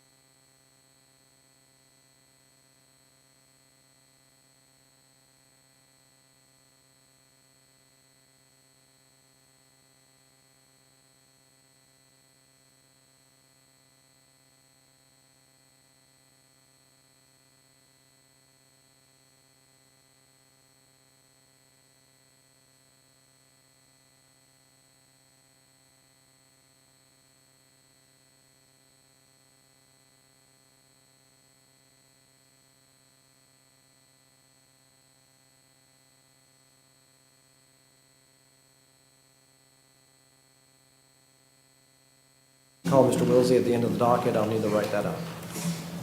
Please hold Mr. Wilsey to the end of the docket.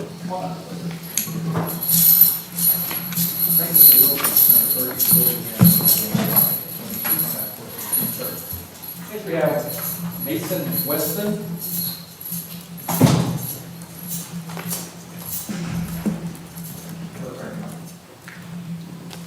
All right, good morning. You're here today without an attorney. Do you want an attorney to represent you in this case? I would like to hear what the state has to offer. All right. State have an offer on Mason Weston 24 CF 2818. Yes, may I have a moment? Yes.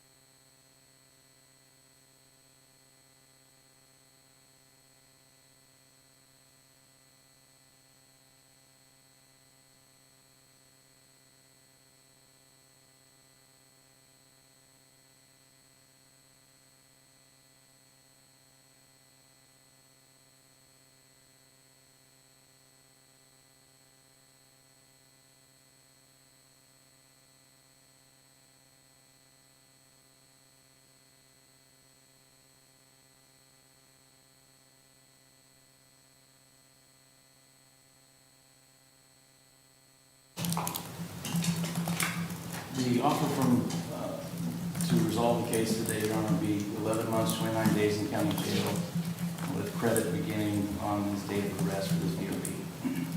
So waiving prior time and net sentence 1129, revoke and terminate, cost of prosecution, and then time to pay his outstanding fees and costs when he's released. Do you understand the offer?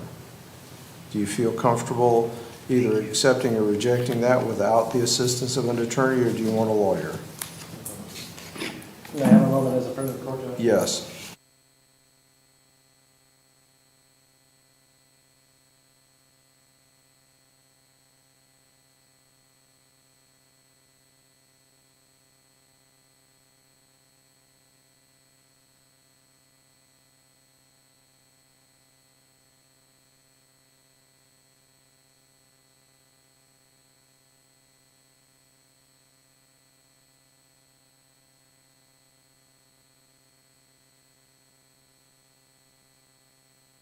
Mr. McKinney, by the way, Mr.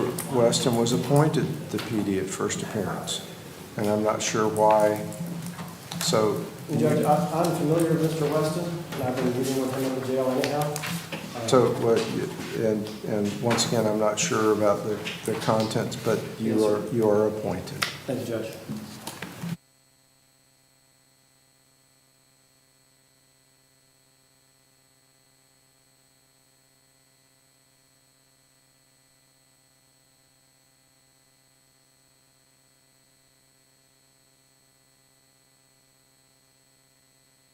And Judge, as stated, even though it didn't show me on the record today, I am familiar with Mr. Weston's case. We've met at the jail several times ahead of today.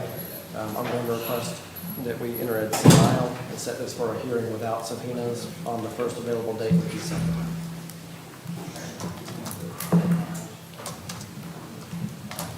All right, 12/11 at 9 o'clock.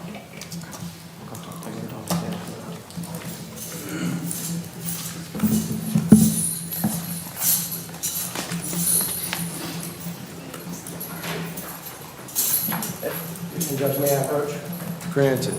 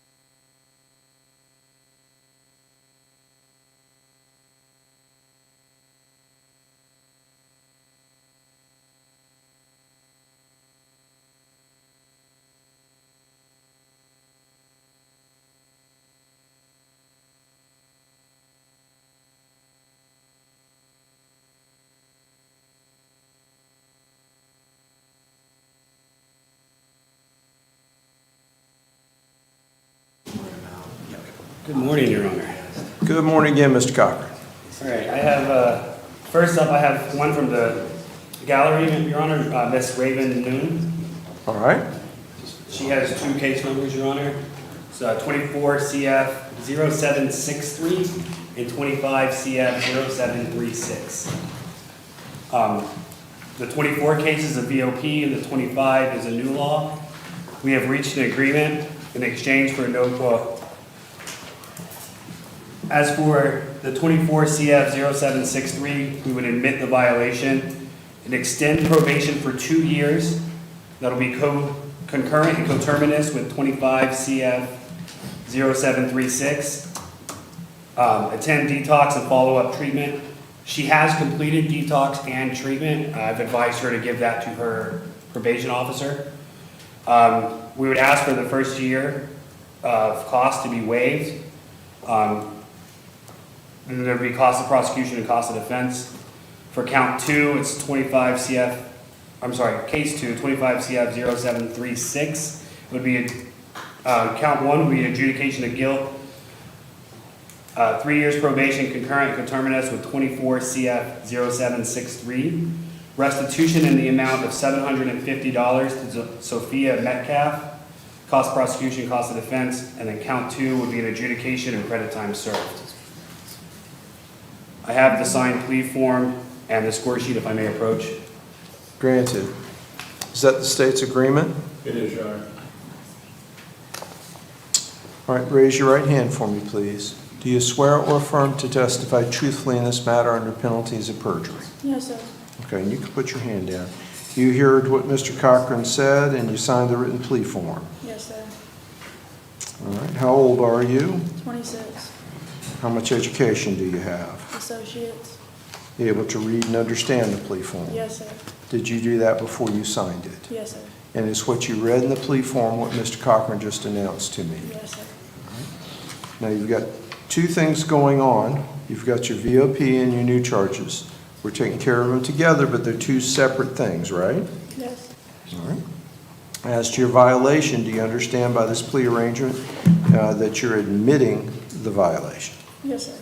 And that says to me that you agree that you violated your probation just the way the affidavit report says you did. Yes, sir. Do you understand by making this plea you're waiving your right to a hearing where the state would have to prove that violation? Yes, sir. As to your new charges, do you understand that you're pleading no contest to those charges? Yes, sir. And that tells me you believe the state has the evidence necessary to convince the jury of your guilt and you're not going to contest that. Yes, sir. Do you understand by doing this you're waiving your right to a trial by jury where the state would have to prove your guilt to that jury? Yes, sir. In this case, you'll be adjudicated guilty, and on your VOP, your probation will be extended by 2 years with the provisions regarding the treatment and follow-up treatment and the cost of prosecution, the cost of defense.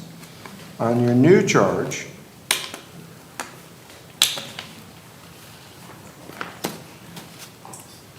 you'll have 3 years of probation with restitution and the cost of prosecution and cost of defense. And what would that cost of prosecution be, Madam Clerk? $100. And what about fines, fees, and costs? $515 on the new case and $150 on the new case and $100 PD fee for the VOP.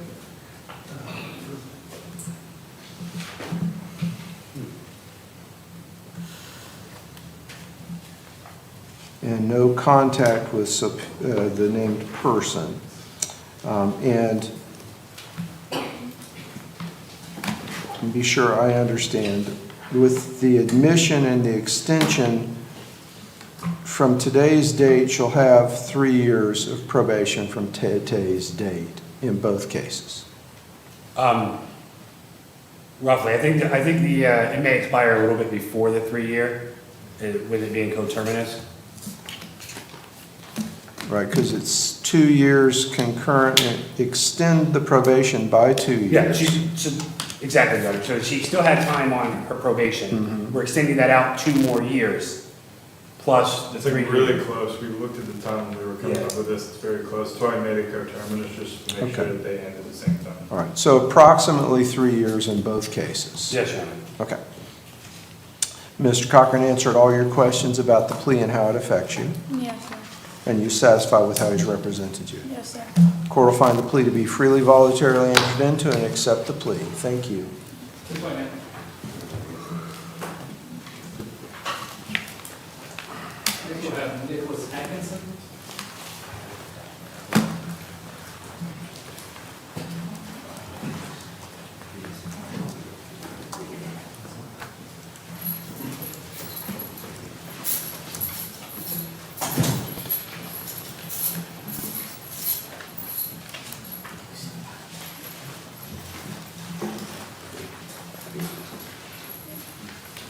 Your Honor, this is going to be a plea. I just need a moment for signature.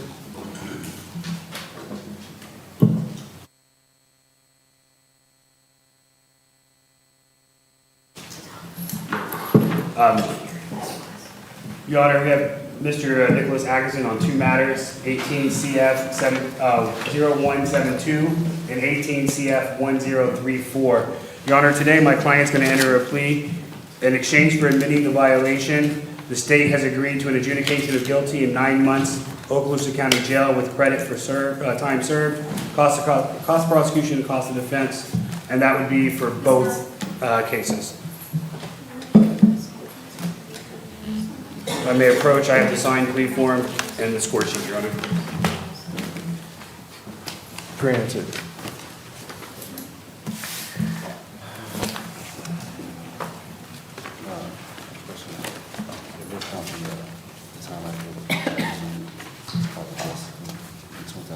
Yep. Everything that you've been in jail. All right. Raise your right hand, please. Do you swear or affirm to testify truthfully in this matter under penalties of perjury? Yes, Your Honor.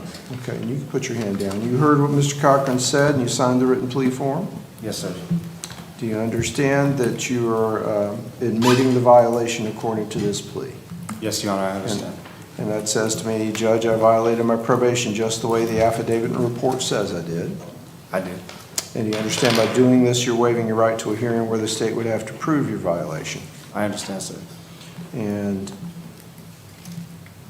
you'll be adjudicated guilty, do 9 months county jail, credit for time served, with the fees and costs, which in this case would be 100 times 2 for cost of prosecution, 100 times 2 for cost of defense, and $50 for examination, right, Madam Clerk? That's good. And plus your outstanding fees and costs. How much time do you need to get all that paid after you're released? How will I make the payments? Because I can make it online? Yeah. Well, I don't know if they have, you have online payments, Madam Clerk? You do. And you said how much altogether? I don't know what you might have outstanding from the cases before, but your current fees are going to be $450 plus whatever you have outstanding. 2 years be enough time? Yes, sir. Okay, 24 months to pay. All right. Mr. Cochran answered all your questions about the plea and how it affects you? Yes, Your Honor. Satisfied with what he's done for you? I am. Court find the plea to be freely and voluntarily entered into and accept the plea. Thank you. Thank you. Thank you, Your Honor. Thank you, sir.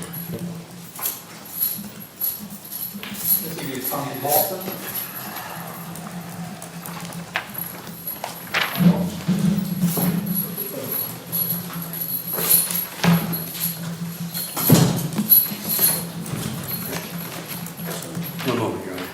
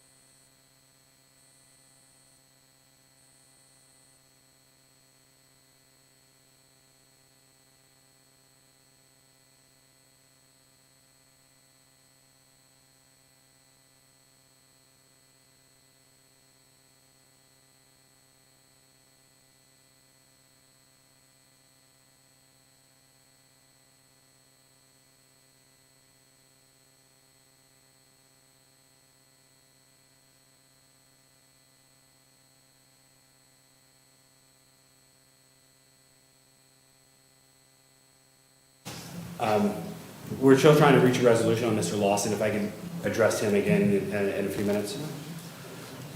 So hold Mr. Lawson, please. Thank you, Your Honor. Thank you, Your Honor.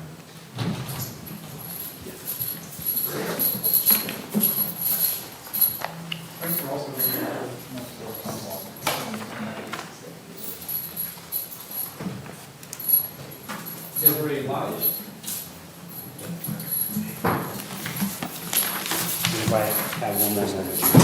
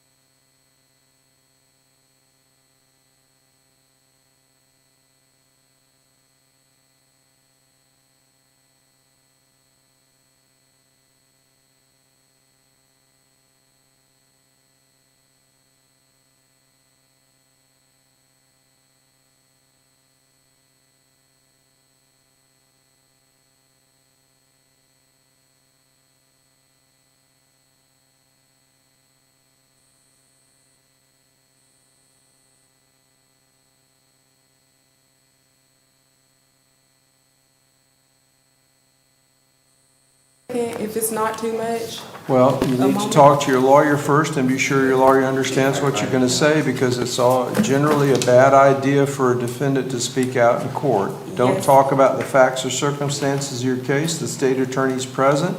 They're going to get their pencil ready and take notes about whatever you're saying, and we're making a recording, and they're going to use it against you if you talk about the facts or circumstances of your case. Do you understand? Yes, sir. I'm aware.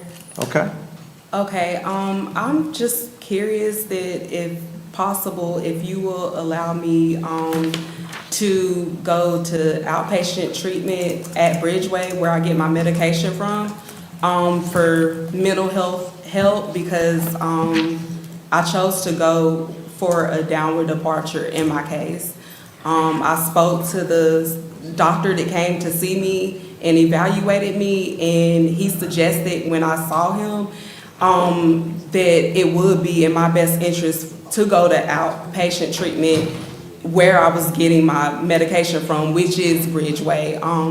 I just spoke with my attorney, and he told me that the state really wanted me to go to Keegan, or however you pronounce it, in another place, Phoenix House, and those places I'm aware of, they don't offer mental health.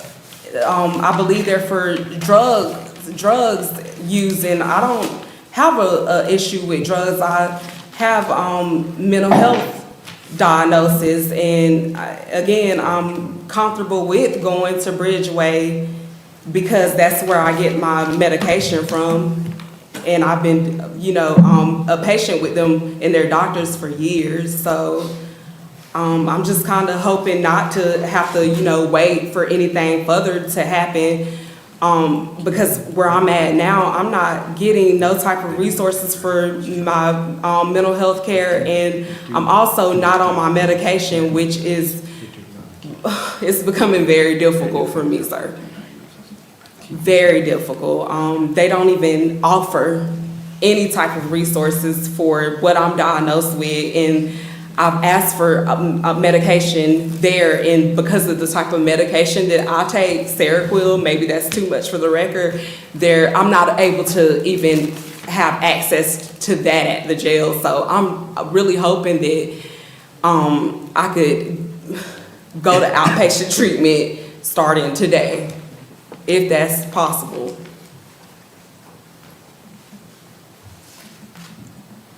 I can't make a decision on that unless there's a plea in front of me to determine that.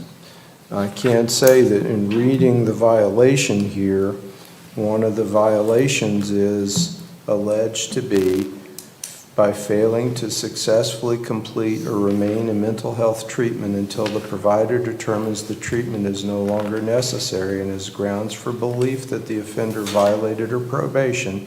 Officer Johnson states the offender was unsuccessfully discharged from mental health treatment on 5/29 of 25, as told to Officer Johnson by Bridgeway.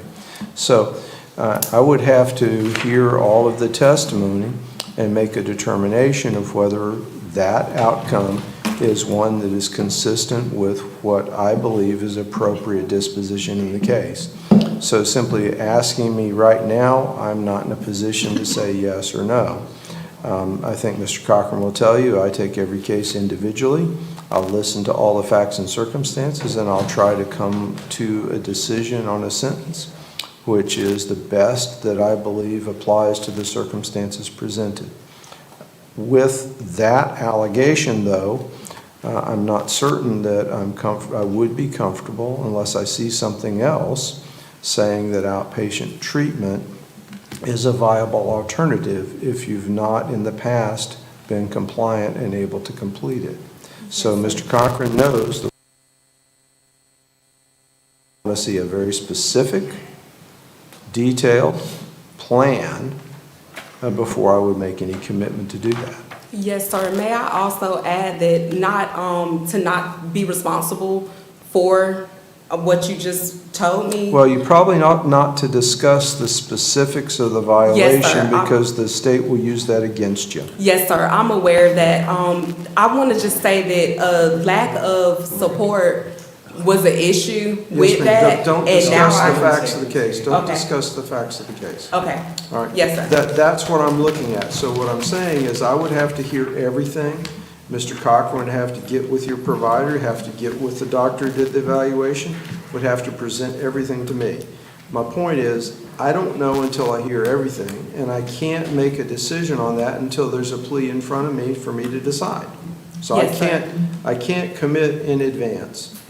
And unfortunately, I don't get in the middle plea negotiations because I don't think it's proper according to the current status of the law.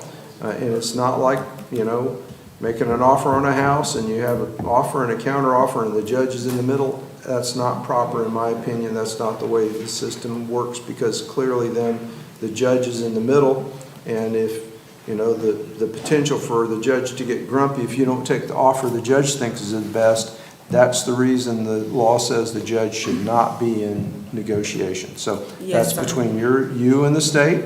Yes. And if you reach an agreement, then that's fine. If you don't reach an agreement, then your lawyer will explain to you how you can plea, and then you'll have a hearing about the disposition.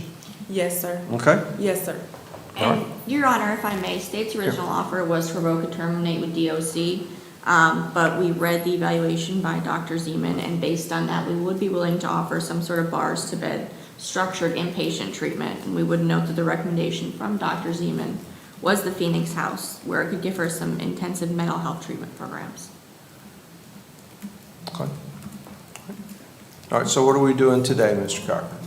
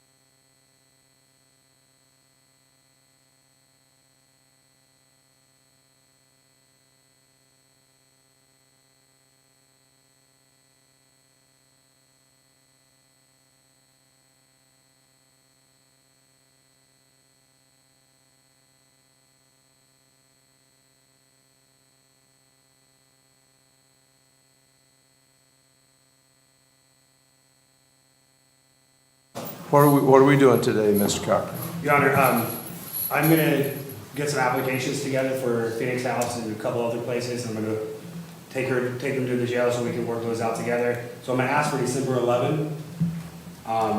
No subs? No subs. All right. Is the state okay with that? Yeah. All right, very good. Thank you.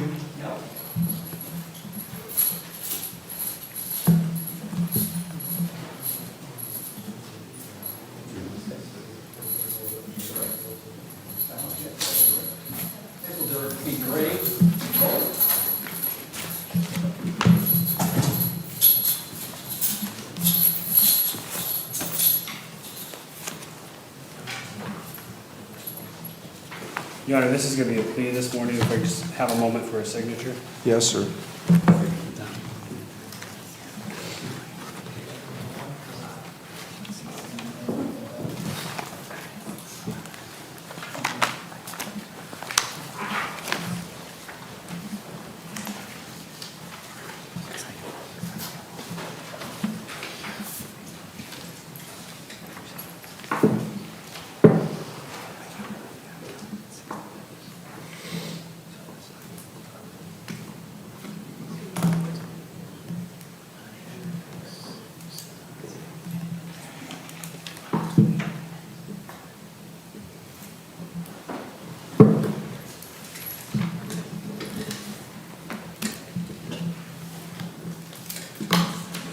All right, Your Honor, today we have Miss, how do you say your first name?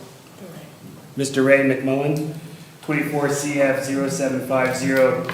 We reached a plea agreement, Your Honor. In exchange for admission of the violation, the state has agreed to adjudication 3 months county jail with credit for time served, cost prosecution, and cost of defense.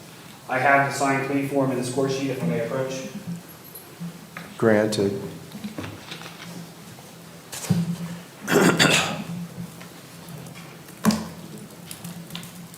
Raise your right hand for me, please. Do you swear or affirm to testify truthfully in this matter under penalties of perjury? Yes, sir. Okay, you can put your hand down. You heard what Mr. Cochran said and you signed the written plea form? Yes, sir. Do you understand by this plea arrangement that you're admitting the violation? Yes, sir. And that tells me that you violated your probation just the way the affidavit and report says you did. Yes, sir. Do you understand by doing this, you're waiving your right to a hearing where the state would have to prove your violation? Yes, sir.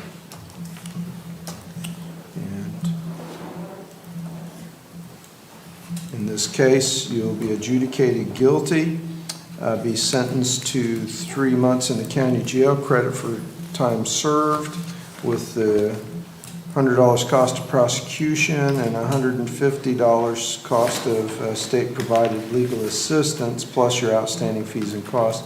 How much time do you think you'll need to get those things paid after you get released?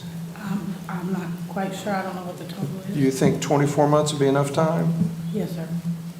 Okay. Provide 24 months to pay. Mr. Cochran answered all your questions about the plea and how it affects you? Yes, sir. Satisfied what he's done for you? Yes, sir.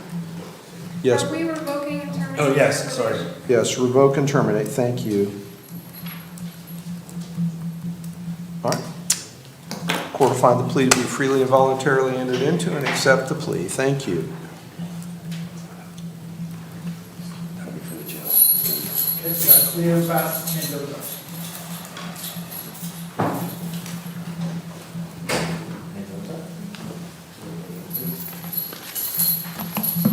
Your Honor, this will also be a plea. I just need a moment for a signature. Yes.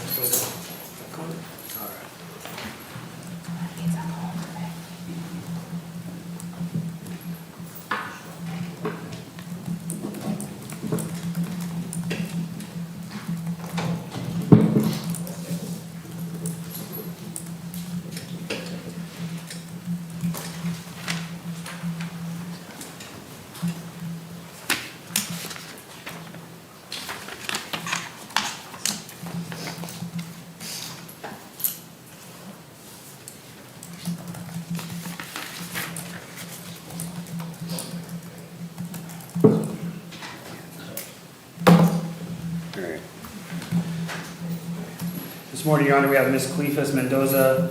It's case number 24 CF 2469. We are entering a plea agreement this morning in exchange for admission of violation will be a modified probation. The next 6 months will be community control with a 9 p.m. to 6 a.m. curfew, which is modifiable for work or school. It will be cost of prosecution and cost of defense. I have a signed plea form and a score sheet, if I may approach, Your Honor. Granted.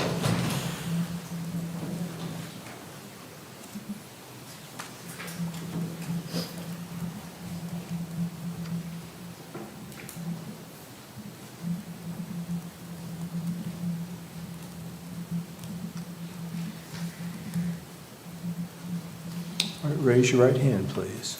Do you swear or affirm to testify truthfully in this matter under penalties of perjury? Yes, sir. Okay, and you can put your hand down. You heard what Mr. Cochran said, and you signed the written plea form? Yes, sir. You understand you're admitting the violation Yes. and waiving your right to a hearing for where the state would have to prove your violation. Yes, sir. Adjudication will continue to be withheld. Your probation will be modified to the next 6 months on community control with the curfew of 9 to 6, modifiable for work or school, and you'll have $100 cost of prosecution and $150 state-provided legal assistance, right? Yes, sir. Mr. Cochran answered all your questions about the plea and how it affects you. Yes, sir. You satisfied with what he's done for you?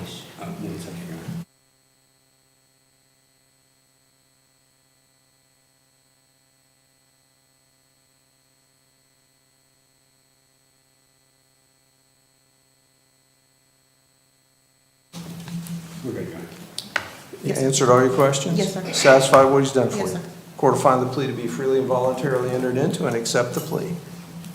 Thank you. And Your Honor, on the plea form, I just want to make sure I didn't mark adjudicate. No, it's withheld, Okay. right? Thank you. Okay.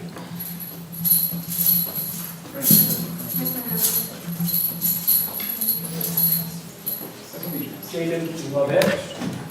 Love it?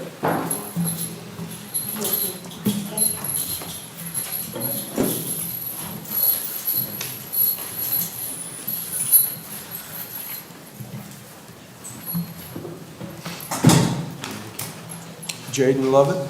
Yes, sir. Mr. Cochran? Just one moment, Your Honor.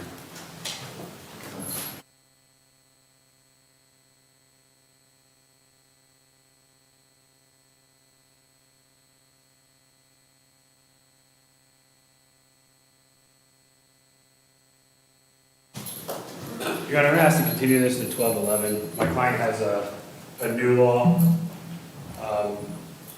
that we're working in conjunction with this, trying to figure out how we're going to resolve these all together or separate. We anticipate there's gonna be a likely plea to the VOPs on that 12/11 date. And then I believe Mr. Lover should be, or we need to set, because at one point in time, there was he had been arrested in Jackson County, was over in Jackson for a while. I believe at one point in time, there may have been a KP set on that other case. Correct. And so we need to go ahead and make sure that he is set for the January, that case, the new law case is set for the January 12th date, Your Honor. All right. So set this on 12/11. Yes, because the hopes, I think, were closed based on what the offer that Mr. Cochran kind of relayed to me on resolving the DOT cases, so that way we're not just sitting here. And then hopefully we'll be resolving, or looking to resolve the 21 case, which we call it a new law, it's an older case, in that January cycle. All right. So 12/11 for change of plea or just status? Change of plea is legal order. Okay. As long as it's down here, it's not Yes, Your Honor, so yeah, we'll just ask for the December 11th date. All right, no subs, December 11th. Thank you. If I get an offer before that, I'll have that.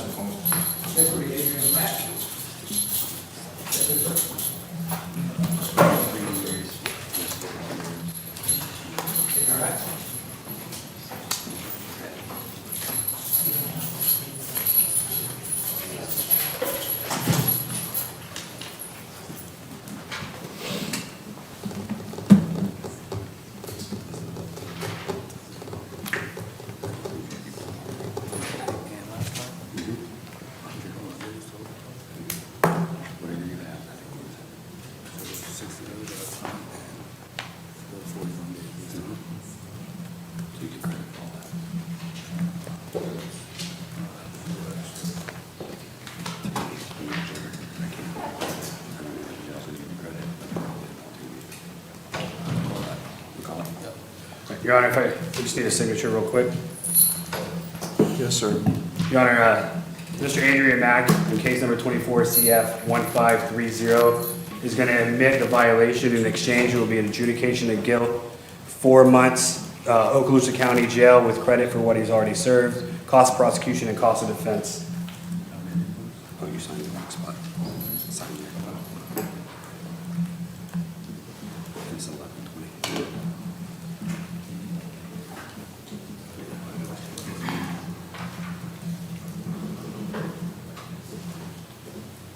If I may approach, Your Honor, I have the Granted. signed forms.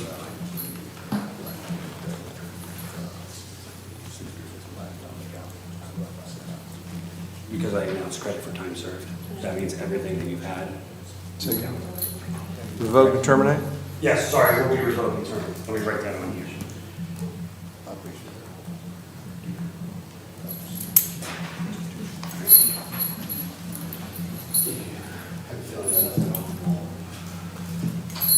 All right, raise your right hand for me, please. Do you swear or affirm to testify truthfully in this matter under penalties of perjury? I do, sir.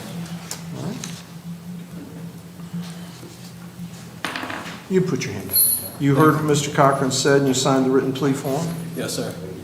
Do you understand you're admitting the violation Yes, sir. and waiving your right to a hearing where the state would have to prove your violation? Yes, sir. And your probation is going to be revoked and terminated. You'll be adjudicated guilty, sentenced to 4 months at the county jail with credit for time served, $100 state cost of prosecution, $150 state-provided legal assistance, plus your outstanding fees and costs. How much time do you need to get those paid before you after you get out? 2 years. 24 months, okay, 24 months to pay. Mr. Cochran, answer all your questions. Yes, sir. Satisfied when he's done for you. Absolutely, sir. Find the plea to be freely and voluntarily entered into. I'll accept the plea. Thank you. Thank you very much. Yep.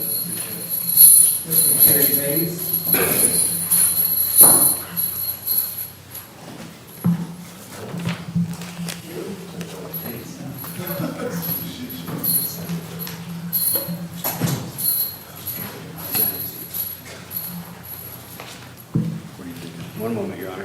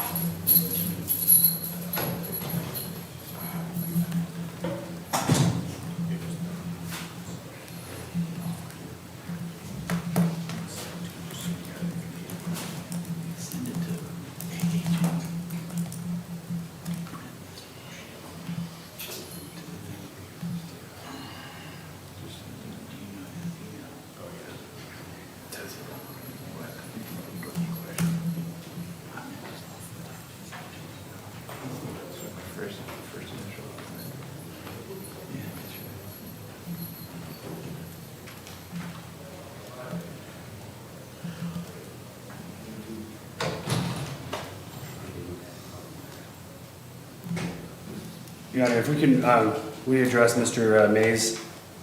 There's a question he has about this offer I want to address before we go through with it. All right, so hold Mr. Mays, please. Okay, I'll look at it.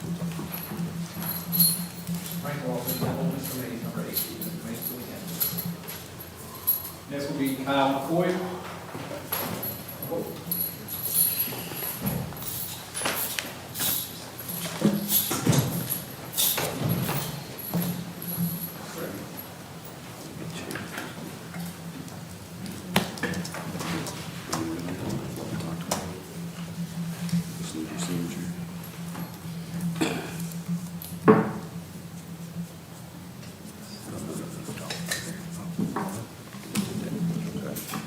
Your Honor, this is going to be a plea today. Mr. Kyle McCoy, case number 24 CF 2700. In exchange for a plea of no contest, the state has agreed on count 1 will be an adjudication of guilt. 48.7 months Department of Corrections, that would be consecutive with 24 CF 2699. But it would be concurrent to a federal sentence in 23 CR 114. The sentence can be served in federal custody. There's $762 cost of transportation. You paid, that was on your last plan. That was addressed in the previous plan, Yeah, not this one. so I'm gonna take that off, sorry, Your Honor. Count 2 would be dismissed. Count 3 would be the adjudication of guilt. 5-year sex offender probation, that would be consecutive to count 1. No internet capable devices, forfeit any current devices, no contact with minors. All other requirements under Florida statute 948.30, and there would be a sexual predator designation. I have signed plea form and score sheet, if I may approach, Your Honor. Granted.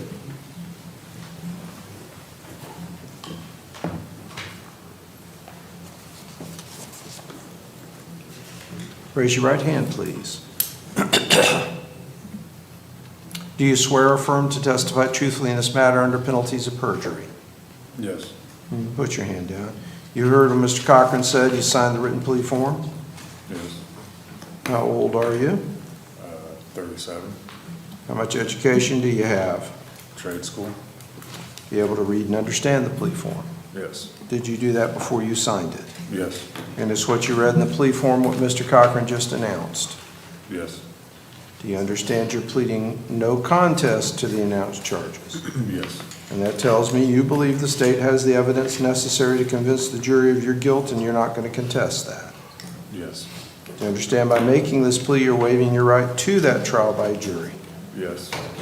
And in this case, you'll be adjudicated guilty, sentenced to the 48.7 months consecutive to your other case, which I think we took the plea on Monday.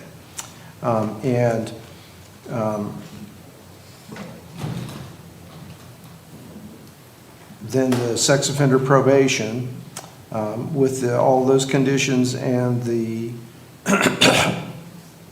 excuse me, and the designations provided by the statute, plus the fees and costs, and the no contact provisions with the monitor as provided.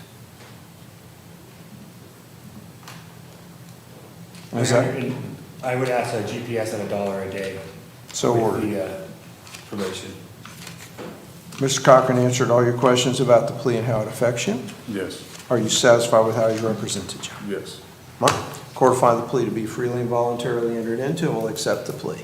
Thank you. Mr. David Mendoza. You mean David Meadows? I'm sorry, yes. David Meadows.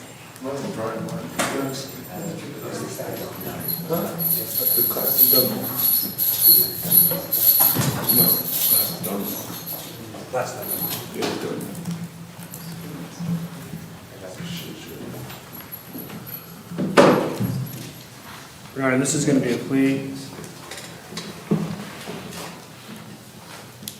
You just need a signature. Right here? Yeah.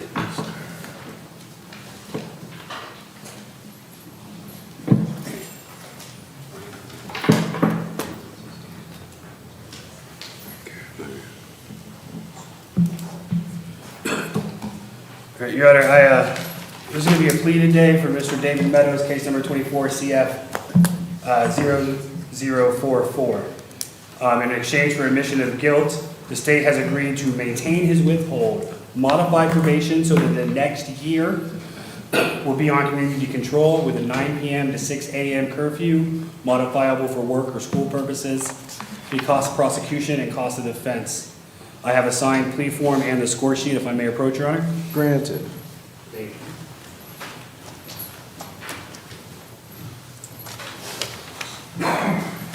Raise your right hand, please. Do you swear or affirm to testify truthfully in this matter under penalties of perjury? Yes, sir.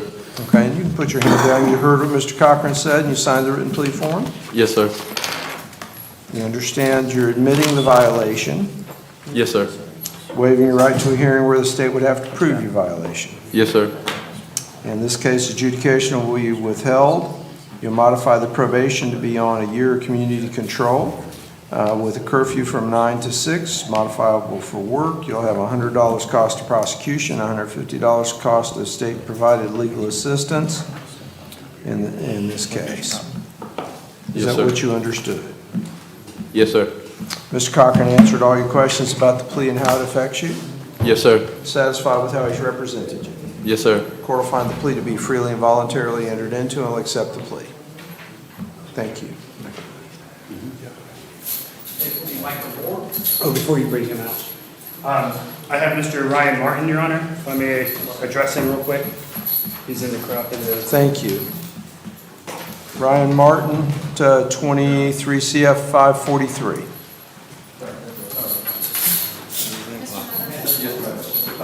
Usually your classes are finished tomorrow. Your Honor, I'm going to set this for December 11th. Tomorrow is his last class for the high school. Oh, good. So that'll take care of that completion or that requirement.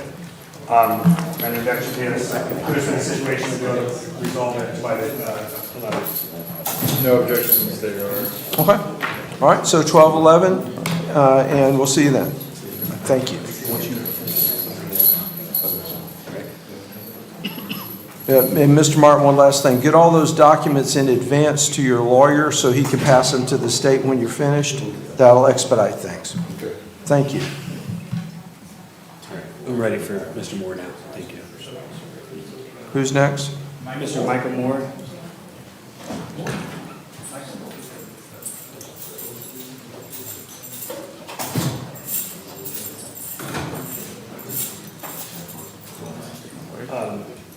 Do you have any offer? I haven't received an offer on that. He's still doing it. I don't think I don't know. I'll shoot him. He got busted.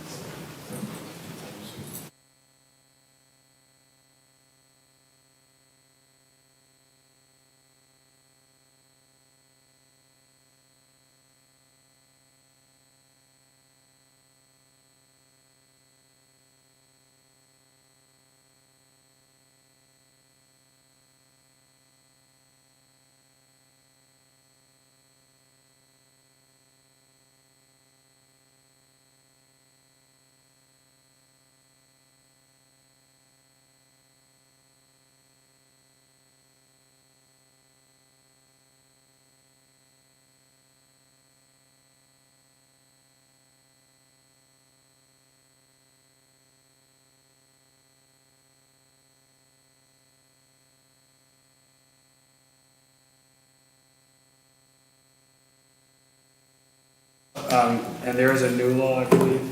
I'd ask to set this for 12/11. Hopefully we'll be able to resolve it by then.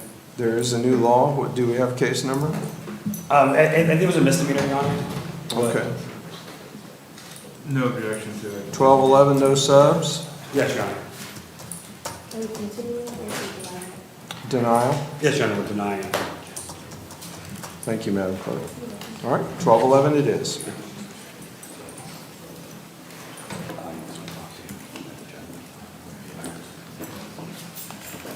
Derek Newman.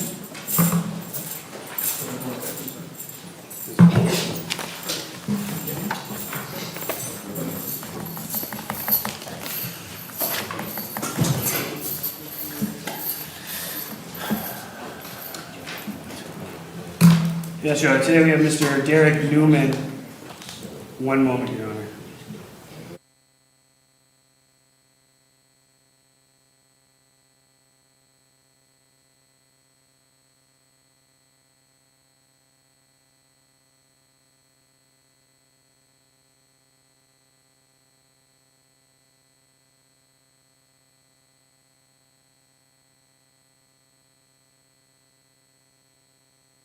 here for a bond hearing on 25 CF 0982. Mr. Newman does have he picked up a new arrest for the same exact charge. We have filed a C4 motion in this, and it's being adopted for the new law also, because Mr. Newman does have a pardon. I'm asking that his bond in this case just be reinstated or be released on RLR. He's not out committing new crimes, he's not out using drugs. He's being arrested for something he has a pardon for. So we would ask that this R&R on this, and if possible, signature bond on the other case. What other case? The new, I don't have that in front of me. I've got 25 CF 982. What's the other case? 25 CF 188. 188 is the second arrest for this. State? Judge, we'd obviously dispute what the C4 means, but we are asking for his bond to remain revoked. Obviously, he was out on bond in 25 CF 982 for failure to register when he picked up 2 new failure to register charges in 188. His criminal history includes aggravated assault with a deadly weapon, several grand thefts, battery, felony FTA, and most significantly, 4 prior failure to register charges. The most recent failure to register being from 2024.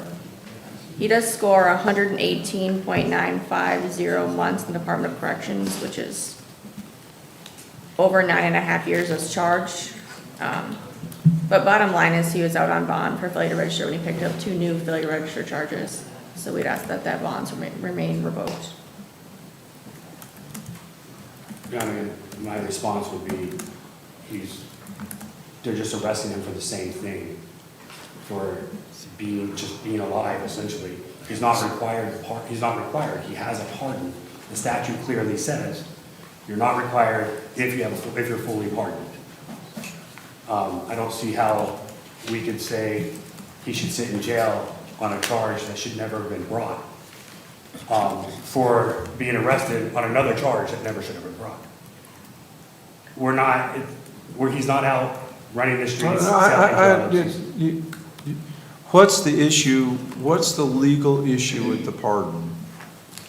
Judge, there's been a C4 motion filed by defense. It was supposed to be set for today, but this is the issue where we weren't properly noticed. We have looked into it briefly. We have to request all of the certified documents.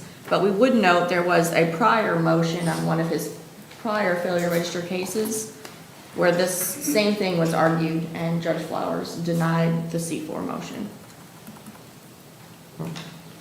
I'm going to deny the motion until we hear the C4.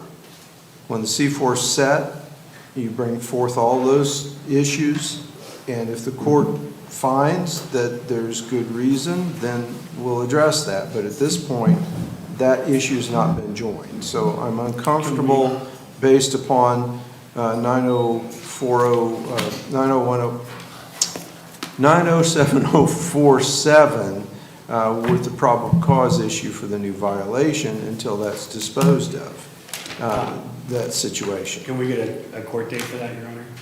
Yeah, I thought that was our plan. Are you gonna file an amended one for both cases? Okay. We just want to get a date, because you know what you need to do. Do you wanna set it on the 18th? I would love to set on the 18th.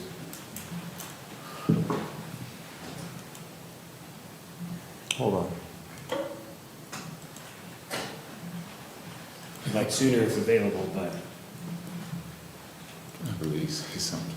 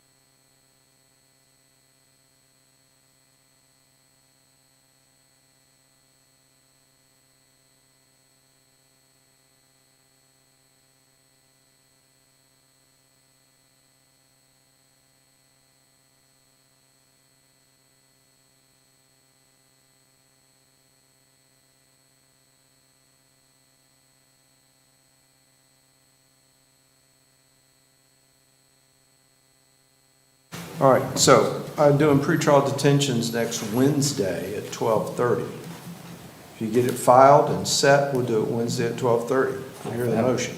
I'll have it done today, Your Honor. Judge, we're not gonna be able to file a response within 3 days. So we would ask for, I would waive the requirement that it be filed. I believe under the new requirements, under a C4, state has to file a response several days in advance. I would waive that timeline, Your Honor. So I'll set it, the defense is, you get your motion filed today, It will be today. and the defense is waiving the 3-day period. So that we'll set it for 11/26 at 12:30 during the pretrial detentions. Wednesday. All right? Thank you, Your Honor. See you then. Thank you, sir. Next will be Lindsay Rogers and Mr. Kaufman. I'm Steve. It's been a long day. Oh, yeah, absolutely. Good afternoon, Your Honor. As far as moving on pieces of that. Good afternoon. Your Honor, Ms. Rogers is present before the court. Ray, whatever. There's one recently, Jeremy Ross. I have two main costs. I had these and I need to, I just. Your Honor, Ms. Rogers has a plethora of cases before the court, but we've reached a plea agreement to address all cases before this court and all misdemeanor cases. May I approach with the score sheet and the plea agreement? Granted. Thank you. I was going to say, shame.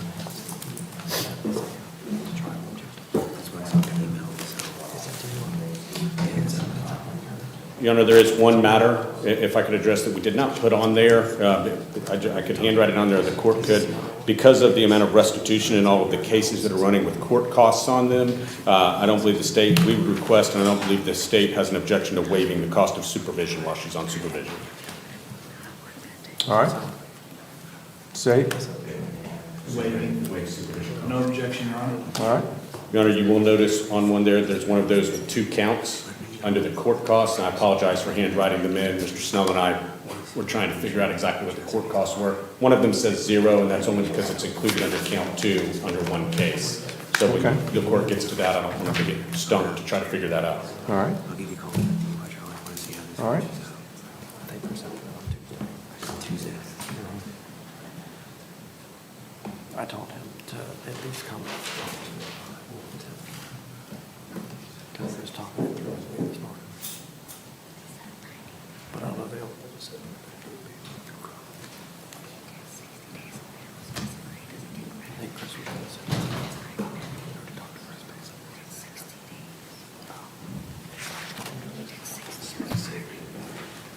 All right, so as to the misdemeanors, it's an adjudication. Adjudication, credit for time served, and any restitution owed under those is going to be paid under the CF cases.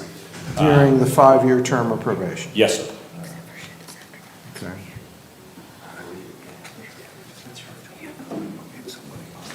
I'm going to check those costs for you real quick, be sure we're good. I don't blame you for double checking, Judge. Well, I got them from Mr. McKinney because he was trying to help us speed this process up, so. well, this is one of those hidden statutes. It actually says the clerk is responsible for setting the fees and costs, and so I understand. I'd be sure that they say what they are because. Well, they were originally presented with blanks. I tried to help the court out. Exactly. Because then they're going to, if they're not right, they're going to report that I waive them, and I don't waive costs. Even better. Thanks, Judge. Maybe better, but not lawful. That's right. Okay. Did I pass? Say again? Did I pass? Did he pass? Yes. He passed. Very good. All right, so raise your right hand for me, please. Do you swear affirm, testify truthfully in this matter under penalties of perjury? Yes, sir. All right. So you heard what Mr. Cotton said, you signed the written plea form. Yes, sir. How old are you? 40. How much education do you have? Some college? You able to read and understand the plea form? Yes, sir. Did you do that before you signed it? Yes, sir. And it's what you read in the plea form, what we've just discussed here in open court. Yes, Your Honor. Do you understand by this arrangement that you're pleading no contest to all these cases Yes, sir. and waiving your right to a trial by jury? Yes, sir. And by pleading no contest, I understand you to say you believe the state's got the evidence necessary to prove your guilt to the jury. And by no contest, you mean you're not going to contest that? Yes, sir. Okay.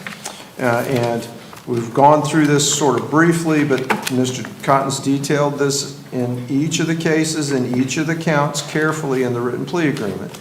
Essentially, you've got the misdemeanors as time served with the costs and the restitution. But you're going to be on 5 years of probation, and the misdemeanor costs and restitution will be paid during your 5 years of probation in felony probation. Yes, sir. One of the principal conditions in the felony probation is successfully attend and complete. Now, can we do that, the Home of Grace in Alabama? It's just a condition of probation, so yes. We normally don't transfer probation through ICOTS for treatment purposes only because we have treatment places here in the state of Florida. So if it were to be, Alabama's not going to accept her unless she has family in Alabama to help her. I don't know, I've been sending people to rehab out of state for years, so this, I'm not saying we can or can't do it, other than I've always done it. It's a minimum of a 90-day program, so it is certainly a minimum of 30 days, 3 months there. Your Honor, if it's a 90-day program, we could probably put her in treatment status for us and then allow her to go that way without having to transfer through Right. the ICOTS system. So you wouldn't have to transfer. Okay, so that's one of those exceptions, right? Yes, sir. Okay. Thank you so much. All right. And so that's one of the principal conditions that you'll have to do that. And as soon as you're finished with that treatment, then you've got to work towards getting a job and maintaining of the job. And Mr. Cotton will tell you that if part of that is you want to seek some additional education or training, then I will support you in doing that, because the goal is to set you up for success. And probation will help you do that once you've completed your treatment. Yes, sir. And the other conditions, each of those cases run concurrent with all the fees and costs you have. Now, even though you got 5 years, there's a ton of fees and costs here. So as soon as you finish, you need to start working on that and nibble away a little bit. Yes, sir. As old Judge Fleet used to say, every time you pass by the courthouse, you should get your purse out and pay a little bit. Because if you're like anybody else, by the time you get home, that money's going to evaporate. Yes, sir. And if you nibble at it each time you pass by, then the chances are you're going to get it fixed by the 5 years.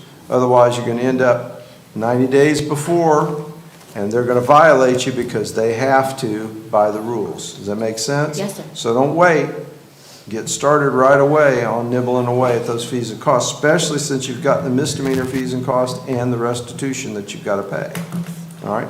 And reach out to Mr. Cotton. He'll explain, and help you get on the path to do that. Now, has Mr. Cotton answered all your questions about the plea and how it affects you? Absolutely. And are you satisfied with how he's represented? Absolutely.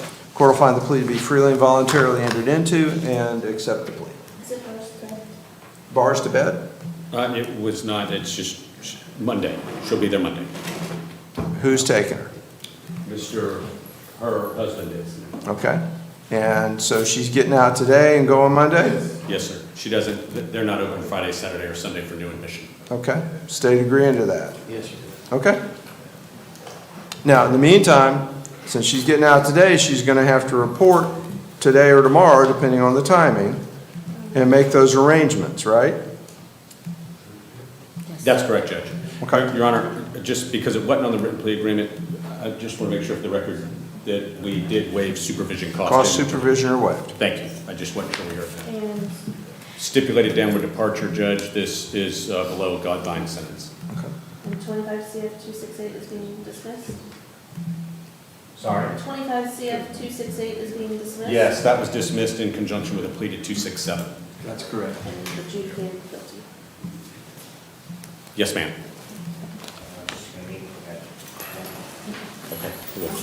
All right, Your Honor, I believe that's all I have for the court. All right. Thank you very much. Good day. Thank you, sir. Mr. Garrett. Good afternoon, Your Honor. for, on behalf of Matthew Spicer. I do need to speak with the state just very briefly. Oh, you're a PTD today? You're not on the regular docket? Your Honor, I have the older cases, the public defender has his 2 newer cases. But that's on the pretrial detention? Yes, docket. Your Honor. Okay, I'm sorry. Okay. I apologize. I saw you standing there, I wanted to call you up, I didn't know. Thank you. I thought I appreciate it. All right, and same for you, I'm Ms. on the Merrifield? pretrial detention Okay, docket. all right. Let's keep going with the morning docket.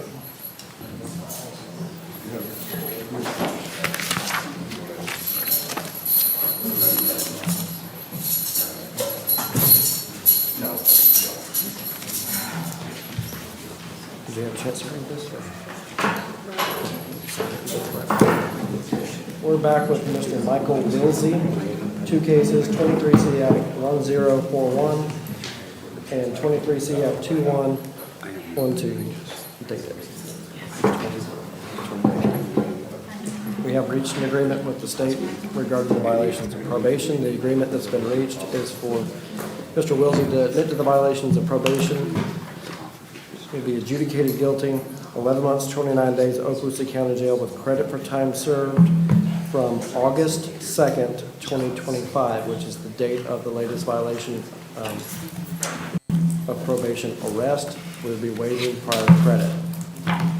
The sentence is concurrent between the 2 case numbers. The probations will be revoked and terminated. There will be a total of $200 BOP fees, a total of $250 cost of defense. We would ask for some time upon his release for payment of the financials.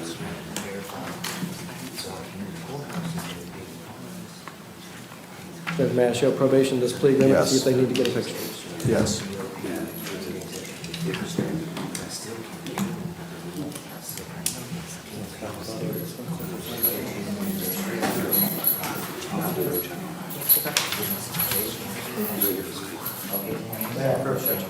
Granted.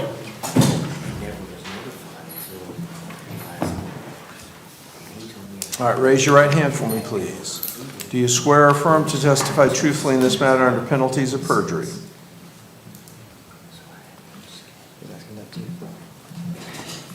Yeah. Yes. You heard what Mr. McKinney said, and you signed the written plea form. Yes, sir. All right. Do you understand by this plea arrangement you're admitting the violation?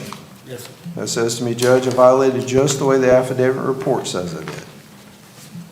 Yes, sir. Do you understand by doing this you're waiving your right to a hearing where the state would have to prove your violation? Yes. In this case, you'll be adjudicated guilty, sentenced to 1129 county jail, credit for time served only from 8/2 of 25, and you're waiving your prior jail credit. You understand that? Yes. All right. And you'll have the fees and costs that were announced, and your probation will be revoked and terminated. Mr. McKinney answered all your questions about the plea and how it affects you? Yes, sir. Satisfied with what he's done for you? Yes, sir. Court will find the plea to be freely and voluntarily entered into, and will accept the plea. Thank you. Judge, we'd ask for 2 years upon his release for payment. 2 years to make the payments. Okay. Thank you, Judge. Next, we recall of Ross.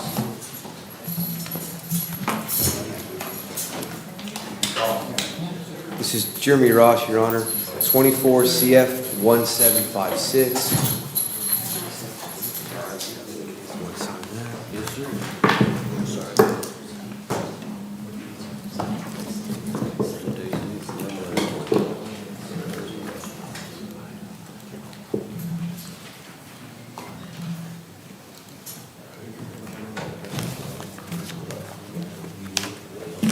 Just tell probation's that.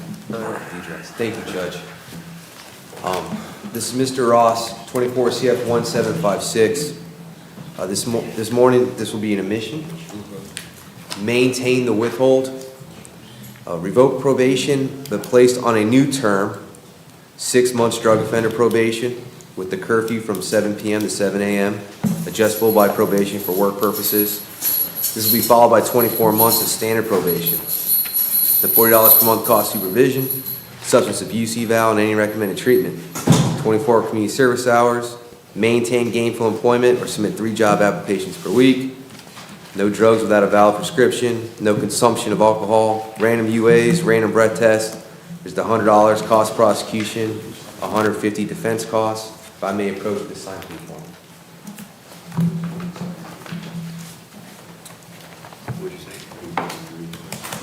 Raise your right hand, please. Do you swear or affirm to testify truthfully in this matter under penalties of perjury? Yes, sir. All right, you put your hand down. You heard what Mr. Koch said on your behalf and signed the written plea form. Yes, sir. Do you understand you're admitting the violation Yes, sir. and your adjudication and waiving your right to a hearing? Yes, sir. Adjudication will be withheld. You're going to be placed on a new term. It's actually a total term of 30 months of probation, the first 6 of drug offender, right? Yes, sir. Followed by 24 months of standard probation with the fees, costs, and other conditions, including the evaluation and recommended treatment and the employment conditions and the testing to confirm no substances, plus the fees and costs. Is that what you understood? Yes, sir. All right, Mr. Koch answered all your questions about the plea and how it affects you. Yes, sir. Satisfied with what he's done for you? Yes, sir. Court will find the plea to be freely and voluntarily entered into and accept the plea. Thank you, Judge. Mr. Ross, thank you, sir. Mr. Ross?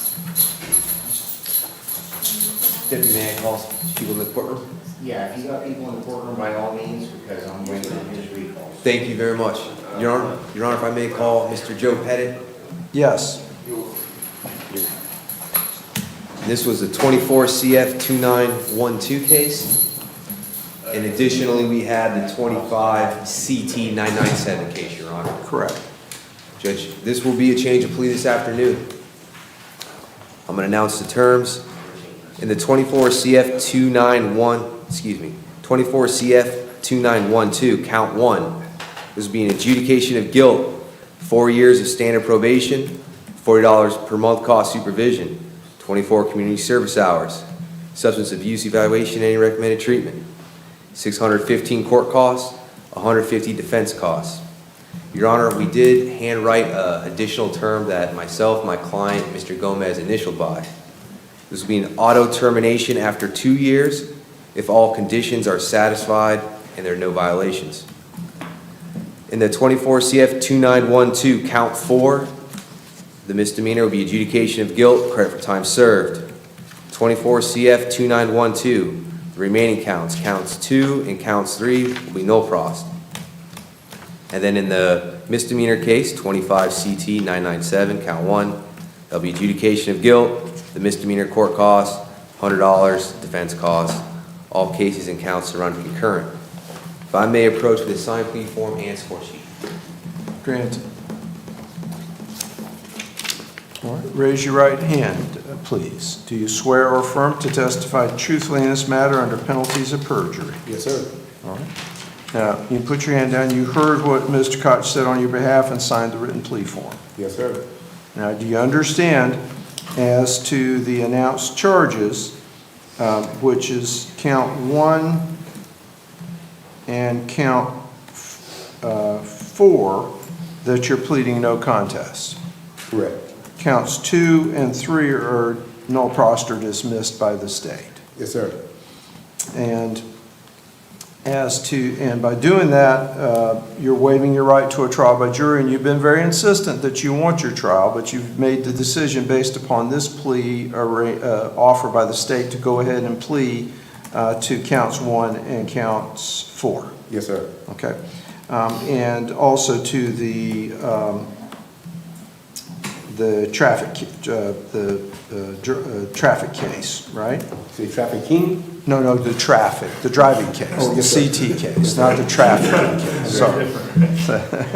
CT case, the criminal traffic, not trafficking. Yes, sir. All right, and you've made that decision after the state changed their offer and made the offer that you had, because you've been very adamant and you're willing to accept this because that's resolved some of the disputes that you had regarding the charges against you. Yes, sir. Okay. And has Mr. Koch now answered all your questions about this plea and how it affects you? Yes, sir. And are you satisfied what he's done with you now that you understand what the plea offer is by the state and what they're doing? Yes, sir. Okay, well, let me rephrase it. After everything's said and done, this comes down to what you really thought was an appropriate disposition. You didn't agree with the other charges against you. I don't agree with these, but I feel like it's my best interest to take. Okay, well, let me rephrase that then. You believe after putting everything in the balance, Yes, sir. that this is the best outcome for Yes, you sir. as opposed to going to trial and seeing an uncertain outcome? Yes, sir. Okay, all right. And given that, the court will find the plea is freely and voluntarily entered into and will accept the plea. Right. All right? All right, thank you. Thank you. Judge, I'll turn this over to Mr. Cochran. I believe he has one of the fees. No, I don't have any fee. I have Mr. McNamara in the, In the gallery? he's on, yes, Your Honor, he's on the 1:30 docket, but since he's here, Okay. I'd ask to address him. I got a visitation with my kids. So that's okay, no problem. That Mr. Cochran knows if you're here and you're early and everybody's available and ready to go, I don't have any problem taking you out of order. It's no problem. No problem, so don't worry about it. The information on this file, right? Yes. Do you have printed information? No, I wasn't able to get back to them because my bill system's out. Let me just verify I have it electronically. See, what's interesting too is I have several people that showed up on the 9 o'clock docket that really should have been. Make sure everything is on paperwork schedule. But they showed up on the 9 o'clock docket since we were running it on Odyssey. I don't understand. Yes, it's there. Yes, Your Honor, I have Mr. Kirtland McNamara, case number 25 CF 2102. We acknowledge receipt of the information. We waive formal reading, enter a plea of not guilty, and ask to leave this set for the next court date, which I believe is January 12th. I got my guys ready.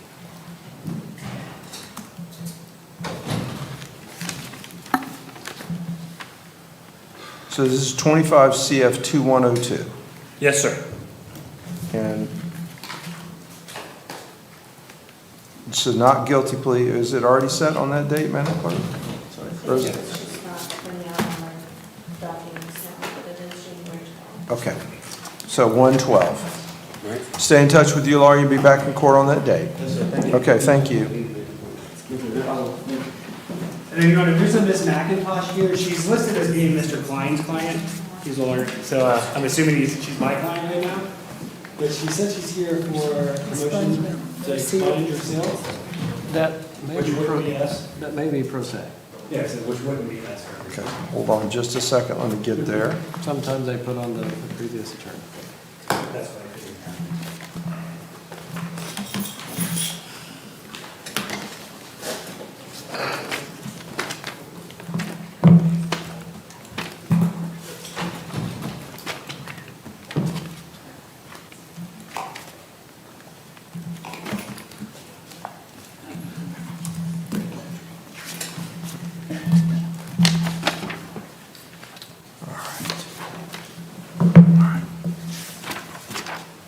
State intend to traverse or demur the petition.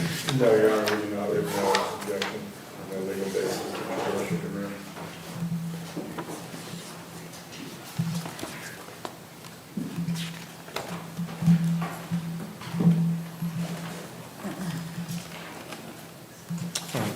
Now, so I'll grant the petition. Now, I noticed that you previously submitted an order, but you submitted it as filing the order. And the lawyers do this a lot, and even they make the same mistake you made. Okay. And of course, if everybody's making the same mistake, are they making a mistake or does the system not work right? Oh, I probably shouldn't say that.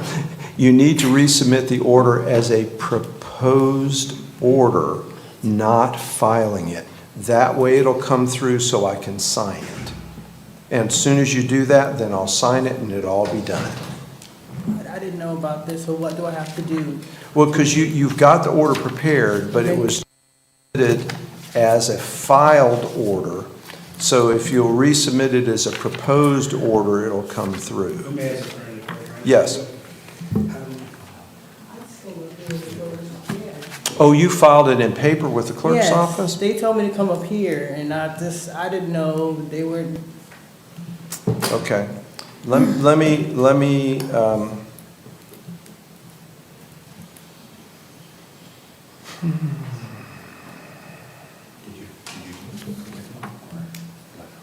I did appear, came up here with town and everything. Yeah. Yeah, they gave me all the slips and I just, filled it in. That's all I did. I didn't know I had to have significant paperwork. Nobody gave me any type of advice, but you're not supposed to, but still. Thank you.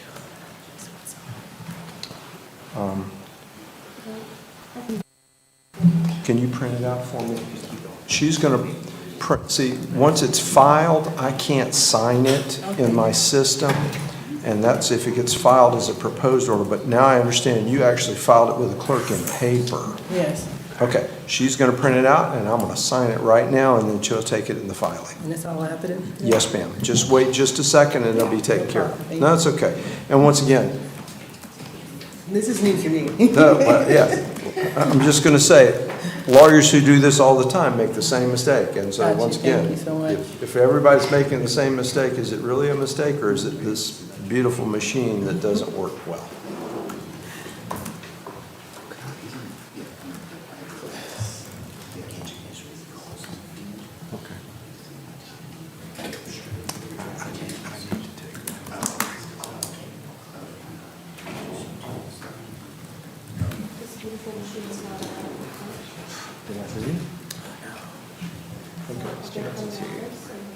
Yeah, so we'll take care of it and get it filed.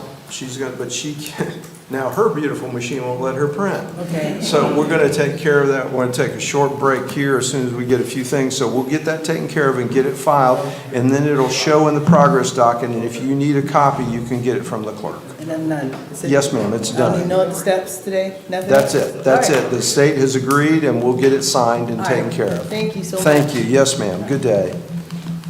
We got, anybody else in the gallery we need to take care of quickly, because I know we got a bigger docket this afternoon, and I need a comfort break before we start in the afternoon docket.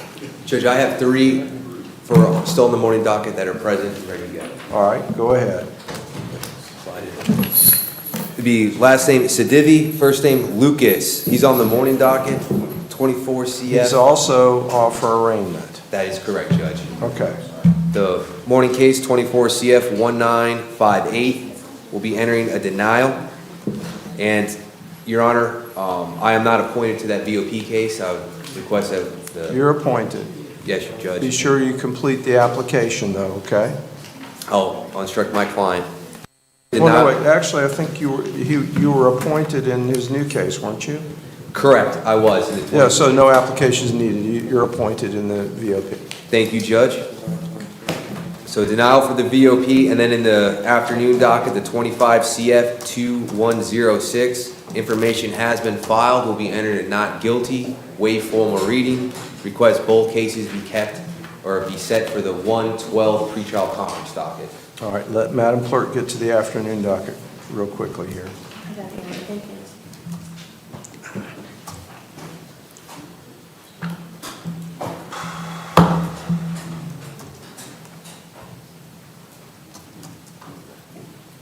So 112, right? And let them travel together, Madam Clerk? Yes, sir.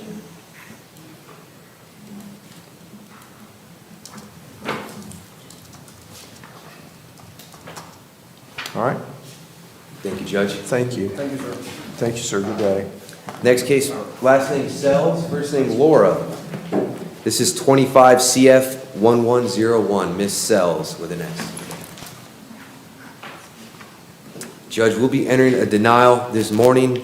I'm requesting the next VOP court date without subpoenas. I talked to Mr. Snell, potentially about reinstating probation offer. Do you agree without subs, Mr. Snell? Yes, sir. All right, 1211 without subs. Stay in touch with Mr. Koch and be back then, okay? Yep, stay on with your mystery attorney, but stay in contact with me. Absolutely. And then last would be Mr. Trayvon Reed with an R, Reed, 25 CF 1565. Who's present and approaching?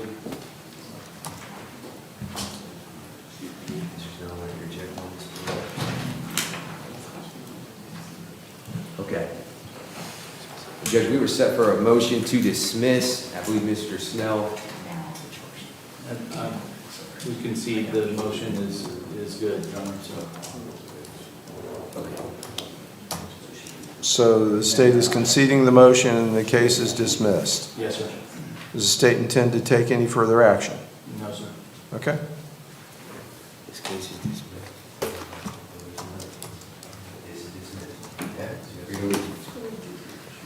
That's it? That's it. Thank you, sir. Good day. Yep. I had a couple more on the docket, but they're not present, Your Honor. We can address that later or now, whatever the. Well, let's go ahead and close the morning docket out if we're going to do that before we take our comfort break. Absolutely. I had a Mr. Joshua Rogers. Mr. Joshua Rogers, 22 CF 1852. If we could just verify he was properly served, Your Honor.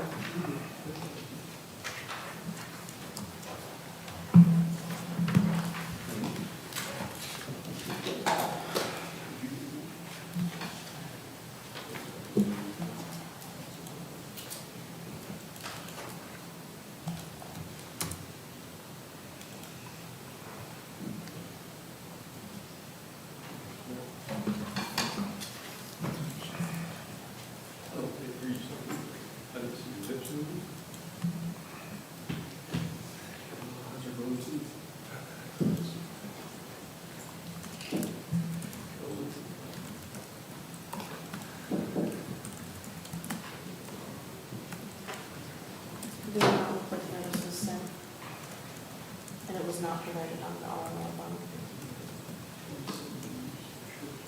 Yeah, there was no date of on the ROR bond.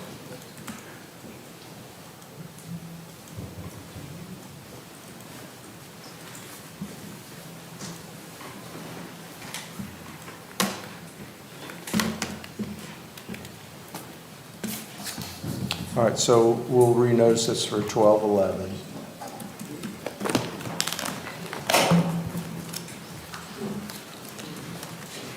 Judge, the next case I have, last name Stevens, first name Veronica, 25 CF 763. Stevens, I show that was already continued to 1/12.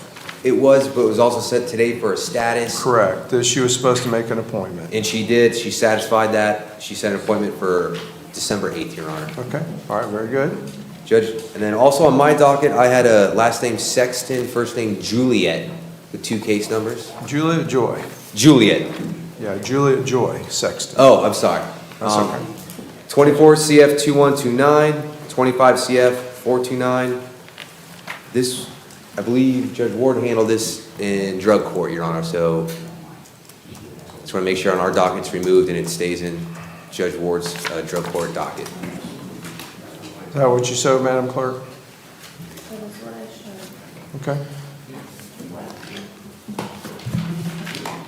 Thomas, you have another case of Joshua Jackson? I do, I was going to announce that. Judge, or are we satisfied on the Julia Sexton case? Yes. My last case is Paulson, first name Joshua, last name Paulson, 24 CF 1939. Yes. This was, I have an order dismissing that conditional release arrest, and my client was released. I do have a copy of that order.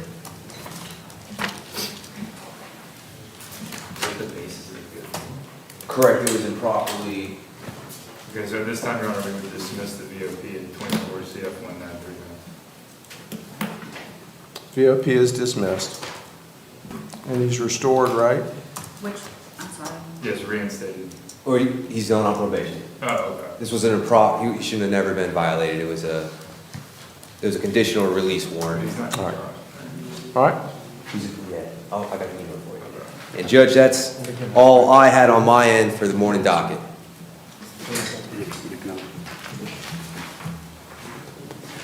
Your Honor, if I may address someone from this afternoon docket who's been here patiently all morning. Yes, Miss Tiana McLinden. McClendon, please. Your Honor, at this time, we'll acknowledge receipt of the information. Hold on, wait for Madam Clerk. Oh, sorry. All right, go ahead. Your Honor, we'll acknowledge receipt, waive formal reading, and we'll ask to leave this set for the next scheduled court date. 112, Madam Clerk. All right, stay in touch with your lawyer. You'll be back in court on the 12th of January. Yes, sir. Thank you.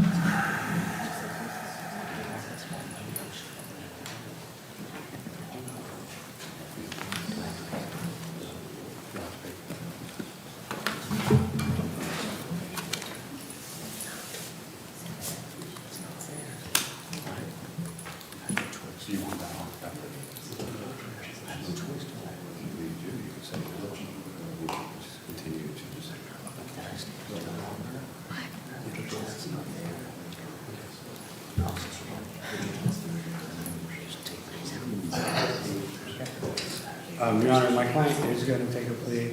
If we can address him after the PTDs, I will type it up. Very good. And then there's, right, so we'll call you back up. I'll get a plea form typed up and I'll send it back to you for your review. Thank you, Your Honor. Thank you. Good day.